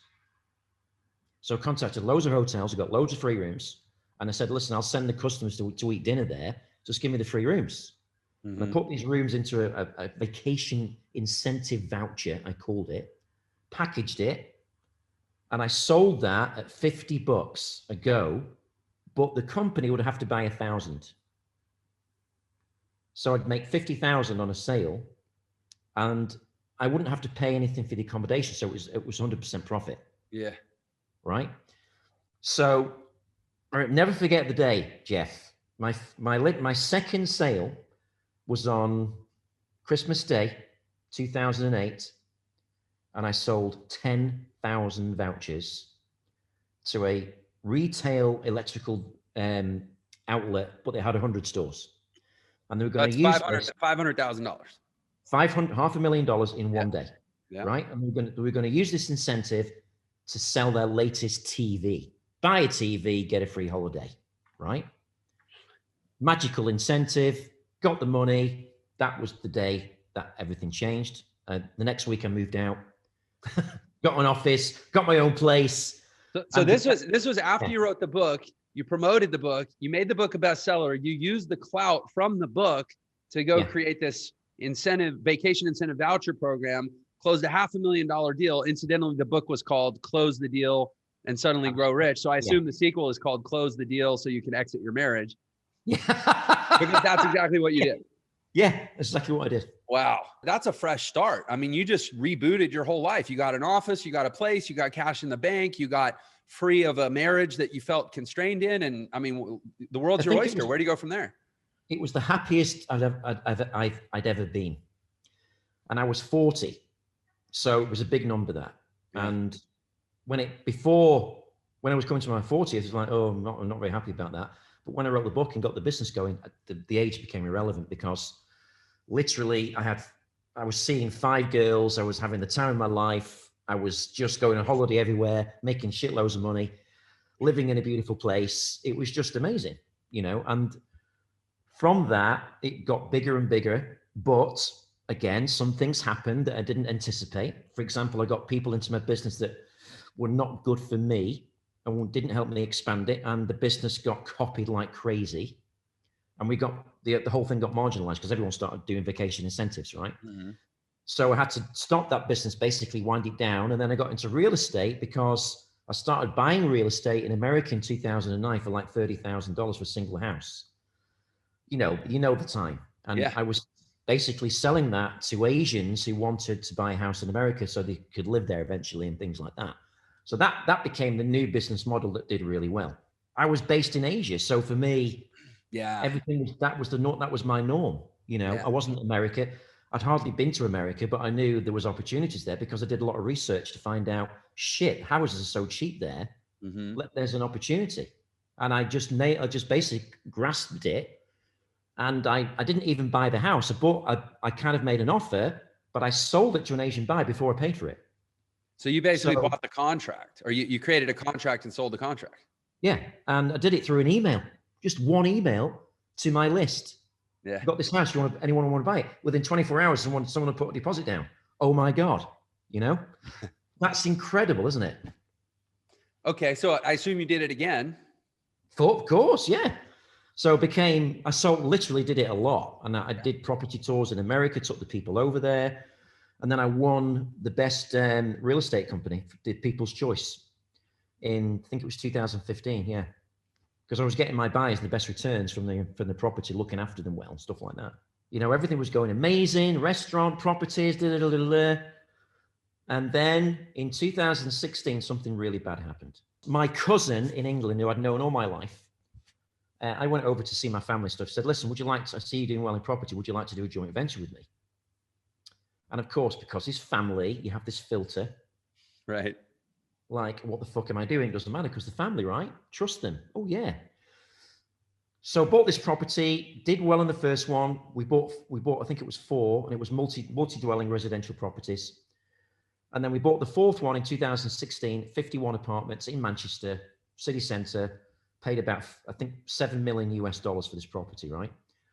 We got the keys, and on the outside of the walls, the fire cladding started falling off. Now, there's a building in England called Grenfell. You may have heard of that in the USA, but I don't think you might have. Wait, is this the one that like refracts light? No, okay, it's a different story. Sorry, go ahead. It was a big tower block in London that basically burned down and killed 70 families because the fire cladding was combustible. Oh, okay. And the fire cladding on all state tower buildings in England is all combustible. But the government covered it all up. Now, I bought this building before that happened, before that event happened. And I knew if I put people in that building, right, the risk to their lives would be too much. I couldn't do it. So I was paying a bridging loan of $100,000 a month, and I couldn't get any income from it. And it was going for 6 months, and then I had to start And you paying couldn't mortgage. refinance it without tenants in the building. Couldn't refinance it. And I had to pay the lawyers. And then I found out my cousin had been embezzling money out of my company while I was in Malaysia, and his mum, my auntie. So I had to deal with that. I had to get forensic accountants in there to do all the accounts properly, right? And I was suing eight people: developer, building inspector, building regulation, building insurers, surveyor, bank, God knows what.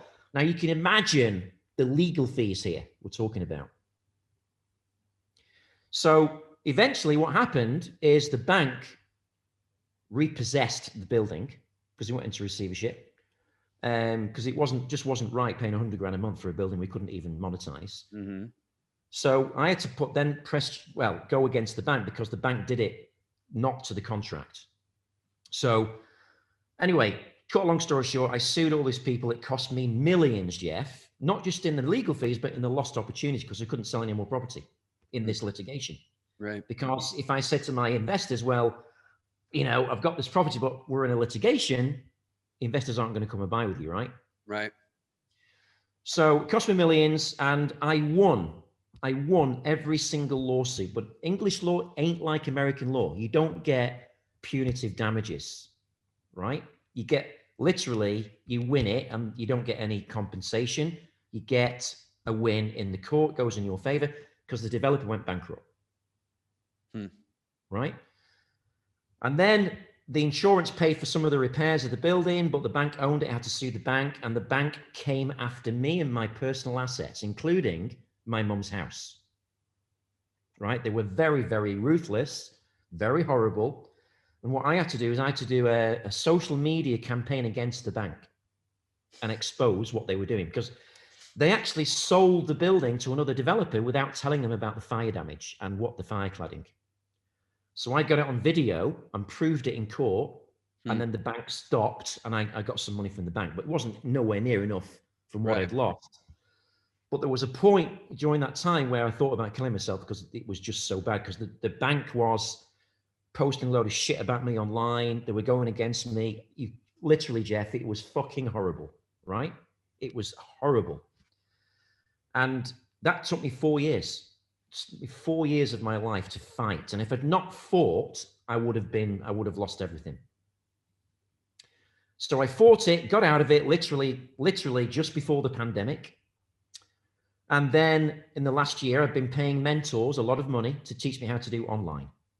And my online business now is doing really well. And that's what I'm doing because, I've had to learn new things. I wanted to do that anyway, but I guess I did it sooner because of the pandemic. So that's literally the last 5 years of my life have been the hardest of my life. It's crazy. And it's funny because I think society tends to, and I don't know how much this is real and how much this is just a perception, but there's this idea that what we revere is people when they're on top. Yes. But what we relate to is people when they're in the firefight. And so I think for a lot of people that are starting businesses or scaling businesses or, pivoting businesses in the online world where exposure becomes, really the currency, how big of an audience and how much awareness and attention am I getting? There's this feeling that, oh, well, if anybody's going to respect me, I have to make it look like I'm on top. Yeah.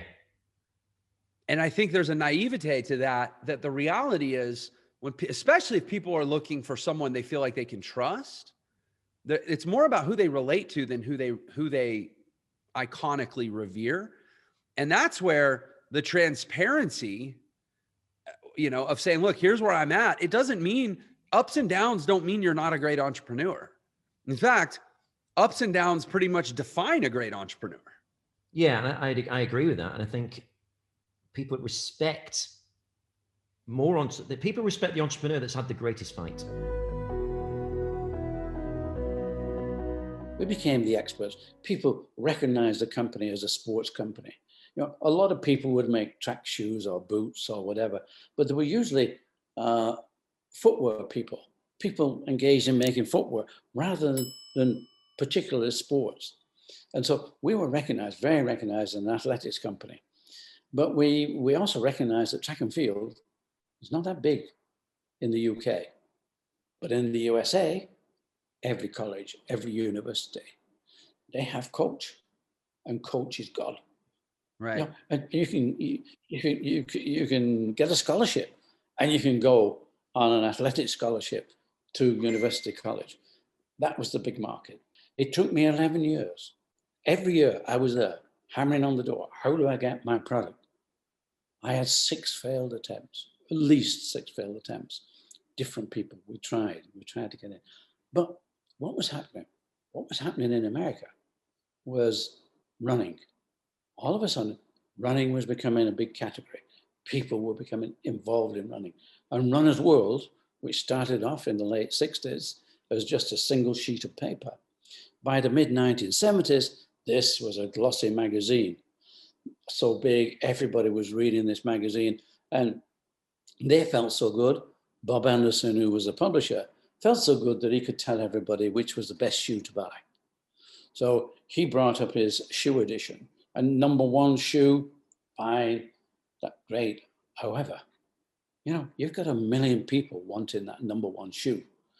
What he said was this was the best. And we're talking probably Nike, Vancouver, whatever. And he was buying his shoes. Phil Knight was buying the shoes from Japan. Right. Now, how do you turn up the volume? How do you get a demand? You don't. And it took 6, 8 months to get that volume to sort of meet the demand. 8 months after the number 1. Within 2-3 months, you're going to get another number 1. The retail trade, you know, they were absolutely, well, they were out of their minds because they couldn't take this. By the time they got the shoes, everybody's saying, well, what's next? So it was causing so much problem. So Bob Anderson changed the way that they were doing this, and they turned to a star rating. So instead of being a 1, 2, 3 shoe, it was 5 stars, 4 stars, whatever. That was my entree. I realized if we could get a 5-star shoe, we could find that hook. You know, what do you get? We wanted a hook. We wanted something that people wanted to buy our shoe instead of us trying to push our shoe. The hook would be a 5-star shoe. 1978, we had the 5-star shoe. Well, I thought it was a 5-star shoe, and it was called Aztec. We tested this out at the Commonwealth Games in Edmonton. We had not only the Aztec, which was a trainer, we also had a racing shoe called Midas, and we had a spike track shoe called Inca. This was our gold range. We had the gold range. By 1979, February, I'm in Chicago again, and I have our gold range there. And I get Kmart come along and say, we want 25,000 pairs. Right. That's about 6 months' work for our factory in the UK. But, you know, we knew if we got a 5-star result, we knew that we would need help. So I had a good friend, and got numerous friends in the business, and I had this good friend. He was then the head of a new section for Bata. Bata is probably the biggest shoe company in the world if you take all the productions. And he was just doing a sports division for them, and said, look, if you do get a 5-star, if you need production, we'll help you. You know, we'll make your shoes for you. They could do that at a better price than we could do back in our own factory. But then Kmart wanted a better price. Right. We also thought, yeah, this is happening because now production is moving to the east, moving to Far East. So I already had connections now with South Korea, and they were producing samples. So we were touching on if we got a 5-star shoe, we had the way to go. We're talking about February 79. The shoe edition comes out in August. We've got a few months there to wait.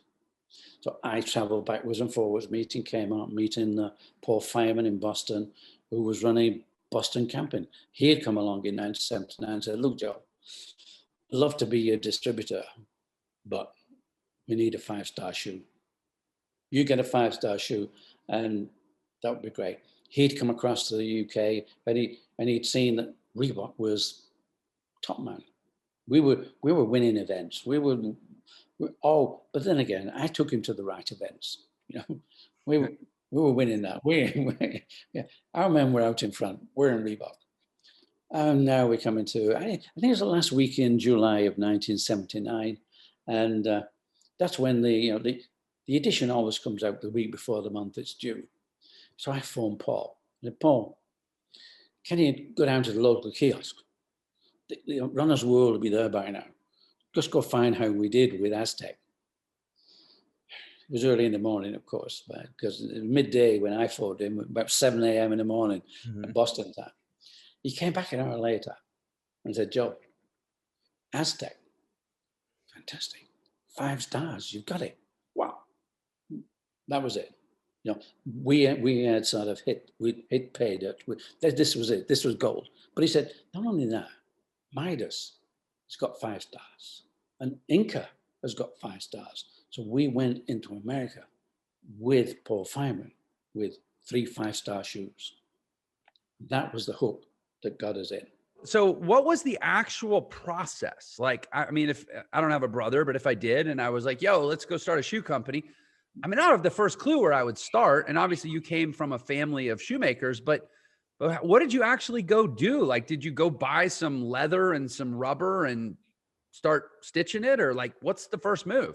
Well, consider the fact that I was 23, Jeff was 25. Mm-hmm. Like you, we were indestructible. Right. We do it. You know, so what's it about? Yeah, we'll do it. Right. We didn't think too much beyond that. You know, it's like, right. We're not going to beat the world at this point, but we're going to have a try. We're just indestructible. Just get up there, do it. Yeah, if you don't give it that try, you don't ask all the questions about what's going to happen, what will this be, what will that be. Yeah, there's no such story. It is, this is what we're going to do. It's very focused. It's like, you know, don't ask too many questions. So we were young. It was just like, right, this wasn't working. My father had said to me, look, when I'm gone and your uncle's gone, this business will be yours. And I said to my father, look, Dad, we don't want you to go. That's not the objective. But this company, J.W. Foster's, will be dead long before you are. So what have we to inherit? Nothing. What we need to do is move on. So it was that challenge. We'd done 2 years. Jeff and I had done 2 years of national service. We've been taken away from home, probably a bit like going to college now or university. We've been taken away for 2 years. You know, mother wasn't making the bed. Mother wasn't making the breakfast or the dinner. You know, you had to look after yourself. You had to learn how to do things, make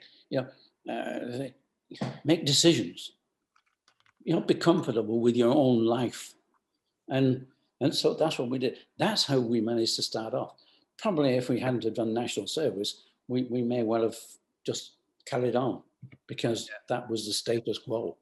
But we didn't. We changed, we moved, and we started the company. Purely and simply out of the fact that, look, we can't stay here. Status quo is no good. We need to try something. And like I say, we were young. Yeah, what can go wrong? I like that you said it the way you did, because I think people need to hear that when the status quo ain't cutting it, you got to move. Yeah. You don't necessarily have time to gather all the evidence, because the evidence would all be based on the past anyways. Right. So I appreciate that you shared that. So what did that look like? Like when you took action? I mean, where did you go? I'm curious. I think there's so many people that have an idea of starting a business, but you know, kind of like we're saying, they can't even picture the first few steps. So do you mind sharing what yours were? Well, you know, we were already somewhat in the business. The family, you know, we had a family recognition of what the business is, track and field. But we'd also done, say, 2 years of college. We met people within the footwear industry. Mm-hmm. We were able to learn. And not only were we to learn about it, we had a lot of friends then. So when we needed some machinery, we needed to do this, we needed somewhere to go, we asked people, and we got a lot of help. And I think that's so important. What is important is that don't be alone. Ask questions, seek advice, seek help. Don't sort of sit there and listen to too much, but whatever you want, specifics you want. Can you get me this? Can you help? And we set up a factory, and we were able to start a business because we could relate to people, and we had our own business anyway. We knew the footwear business, but we knew we had to move on. J.W. Frosters were at one level. Oh, brilliant. They've been selling shoes to Yale University for 5-10 years, 200 pairs a month to Frank Ryan and Bob Jean-Jacques. Frank Ryan was the American mile champion, I think, in his day. And that's going back. But I mean, we needed to do something. We could see the world out there. How do you get there? And you've got to take it step at a time. But it is determined to move forward. People have asked me, did you ever feel like giving up? And there was never a time, even though we had a lot of problems, there was never a time when it was giving up time. It was always the time, what's the way around it? What's the answer? And those problems make you stronger. So it's like, you just go for it. And my brother, he, whether we learned knowingly from my father and uncle that they were at each other's throats, Jeff and myself were just good friends. We didn't live each other's lives. We socialized differently, but Jeff just wanted to work in the factory. He loved the factory. He loved the idea of just making the shoes. And he was so happy that, you go do the selling, you go do the designing, you do that. And that worked for us. That's luck. So many things depend upon that lucky being in the right place at the right time with running, having the right relationship. The only well, it's not the only bad thing that happened in life, but Jeff, unfortunately, he died just as we got to America. Jeff was an athlete, but he pushed himself too far. He wasn't a good athlete, and unfortunately, he became ill with cancer and he died just as we got to America. But that probably even spurred me on more to say, Jeff would have loved us to make this. And so it's what gives you the energy. And I think that energy is that pure determination that, no, we can do it. And we did. You just keep going. You just keep that energy. And I think you have to have that. You have to have that feel that, we can make this. And even though Jeff had died, it was a time to, at that point, we were nothing, but we were on that cusp, that real cusp of really just making it. And so it had happened. And how long were you with you left? I think you said you left in 1989. You left Reebok? I left at the end of 1989. By that time, we were a $4 billion company. But how did we get there? Running was brilliant. And we got in with running with Paul Fireman. And this was fantastic. And we were doing nice business. But there was a guy called Arnold Martinez. He was a tech rep for Reebok down in LA. His wife was going to these classes, aerobic classes. And she came home with her friends, and they were full of it. This is great. And Arnold is saying, what's going on here? What's going on? Oh, wow, this is fantastic. And they said, well, what's aerobics? And Frankie said, well, it's exercise to music, but it really is good music. It's really brilliant. And Arnold said, can I come down and have a look at this and see what's happening? Why not? Next time he went down and he went to these aerobic classes. And what did he see? He saw the instructor in running pumps, and he saw half the class in running shoes, and the rest of the class, no shoes. So he thought, why don't we make a shoe just for these girls? Yeah, be great. This is Los Angeles, fantastic. Off he goes up to Boston because Paul is doing well with running. And Paul, look, got this idea. This is going on now down in LA, aerobics. And Paul is saying, what are you talking about, Arnold? He said, aerobics is look, it's going to be big. But Paul's saying, look, we're doing fantastic. Our running market is really growing. You know, we're here with 5-star shoes. We're doing fantastic, and we're growing nicely. We don't need to sort of have doing things down here for some girls just dancing. But Arnhill wasn't put off. He went round to the back door and had a word with the production people. And the production people said, okay, Arnhill wanted 200 pairs. They got him 200 pairs made with glove leather, nice cushioned, woman's fit. He gave them to instructors down in LA and a few of the girls as well around. That's the end of the story, because that was it. All of a sudden, it exploded. We were a $9 million company at that time. And a year later, we were 30 million, then 90 million, then 300 million, then 900 million in successive years. And this was the aerobic explosion, because people like Jane Fonda started to wear the shoes in her videos, and all of a sudden it just exploded. Women, girls in America, people in America, unless you were into running, you didn't know Reebok. You knew Nike, you knew Adidas, and what were they? Male, sweaty. This was nice, beautiful little company making shoes specifically for women. And that just was something. That was magic. So all of a sudden this exploded. So by the end of 1989, we were nearly a $4 billion company. We were full of lawyers. We were full of accountants. We were full of people who knew how to sell boxes. And I'd gone to developing the global distribution. So during that period, I'd put on at least 30 different countries, put people onto, I think we were doing $1 billion then at international, $1 billion. So, and I got to the point where I'm just flying. I'm at 35,000 feet every week, and I'm visiting different distributions. I'm arriving, I'm picked up by a limousine. I'm driven to the best hotels, and I meet with the top people, and we're having wonderful meals at the best restaurants. And I'm thinking, it's gone. This is no longer a challenge. This is just a bigger business now. It's time for me to step back. And for me, that was the feeling of, wow, when you've been pushing hard for 20 years plus, and you've seen the growth, you've enjoyed, you've felt this, you felt really that feeling of achievement, and no longer then was it achievement. It wasn't achieving anymore, but I thought it was time for me. I think I'd done my time for me to step back. How would you describe, let's say, over that 20-year period of the 90s and the 2000s, what do you think kind of happened with Reebok?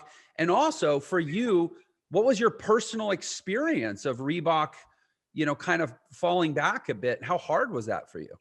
It's fairly difficult. And I know the management appeared to sort of try to move on. But, during those, the 80s and the early 90s, the biggest problem for the management was they didn't manage the company.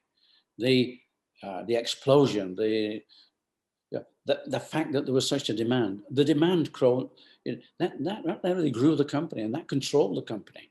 And so I think the management had difficulty in saying, well, what happens when this slows down? I know before I left, and not too long before I left, I'm talking with Paul Fireman, and Paul is saying, look, Joe, I know how to stop this, but if I stop it, I don't know how to start it again. And this, I think, was the problem for the management at that point. It was so used to fighting the fires of how do we get production? Where can we get this from? How do we meet the demand? As against how do we create the demand?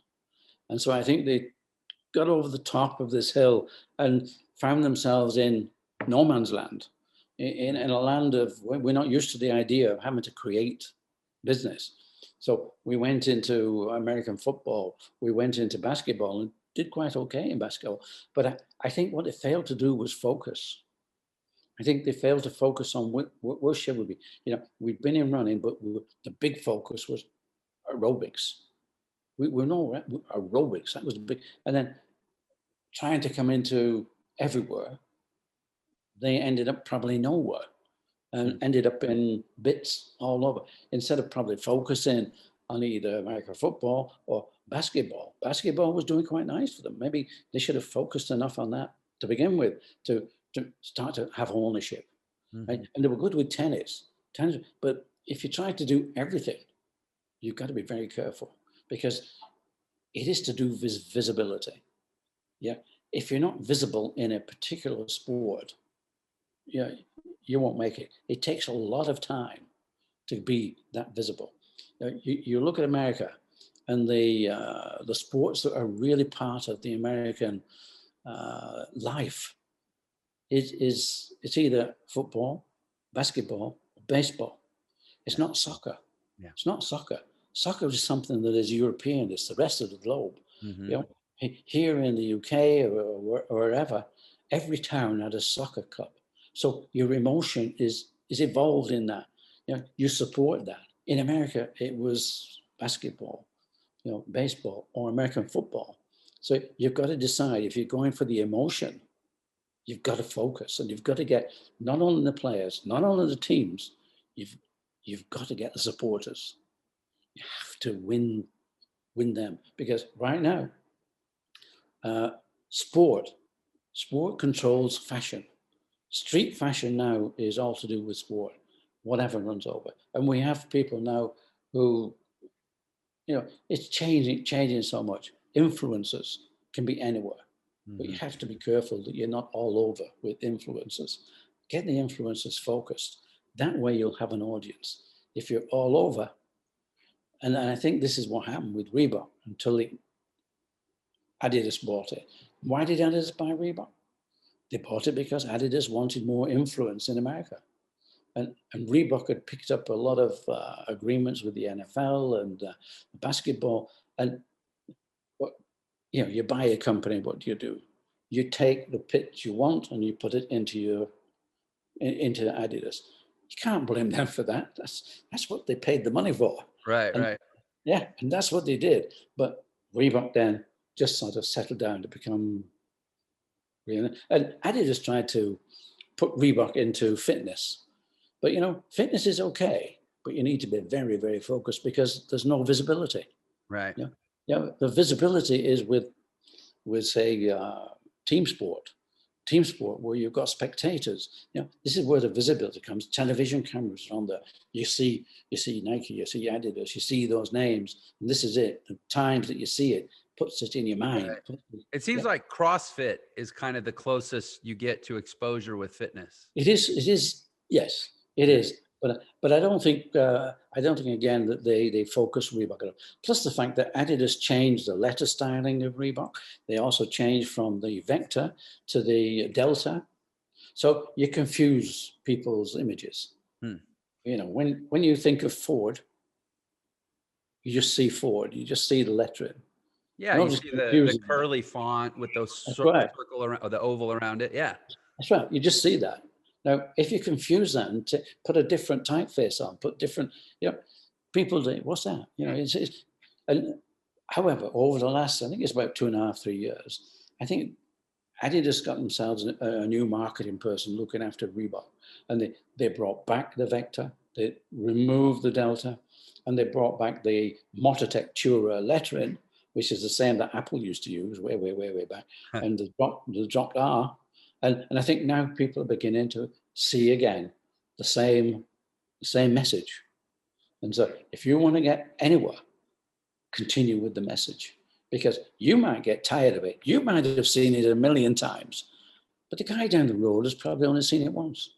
You've got to keep pushing that same message, and that same message will get you that recognition. Yeah, there's a lot of value in it, I think, in everything you just shared. First of all, this idea of focus, and especially I love when you said we were so obsessed with meeting demand, we didn't focus on generating demand or creating demand. Correct me if I'm wrong, but Reebok very often exists in proximity to the British flag. Isn't that part of the iconography?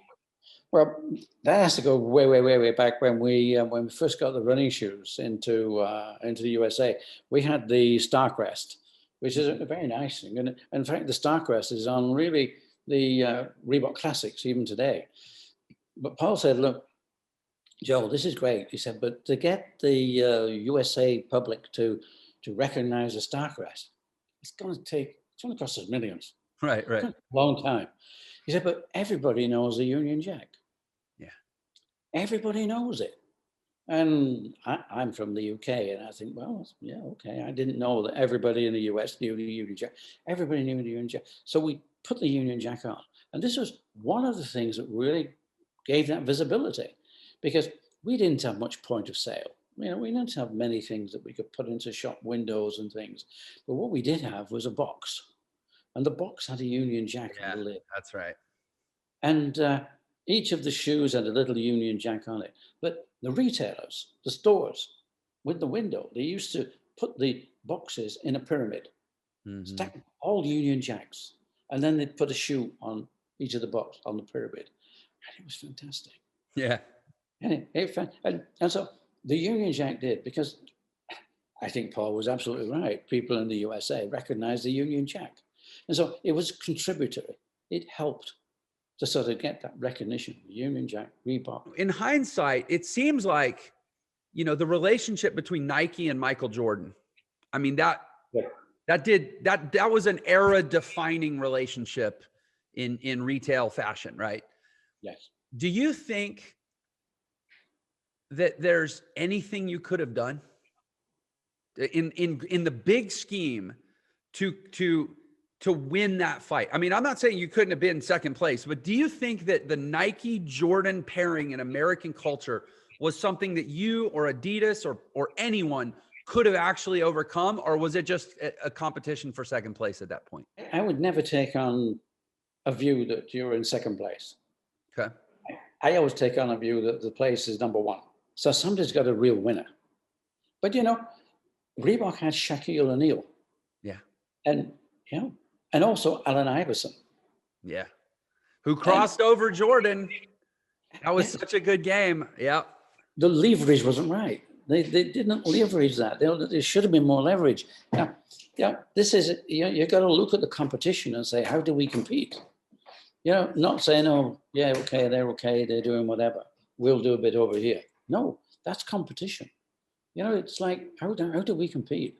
And I think Shaquille O'Neal and Allen Iverson, they could have done the same. They could have been a Jordan.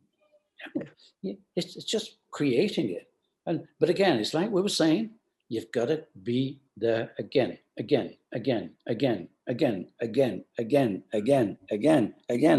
Get tired of me. You know,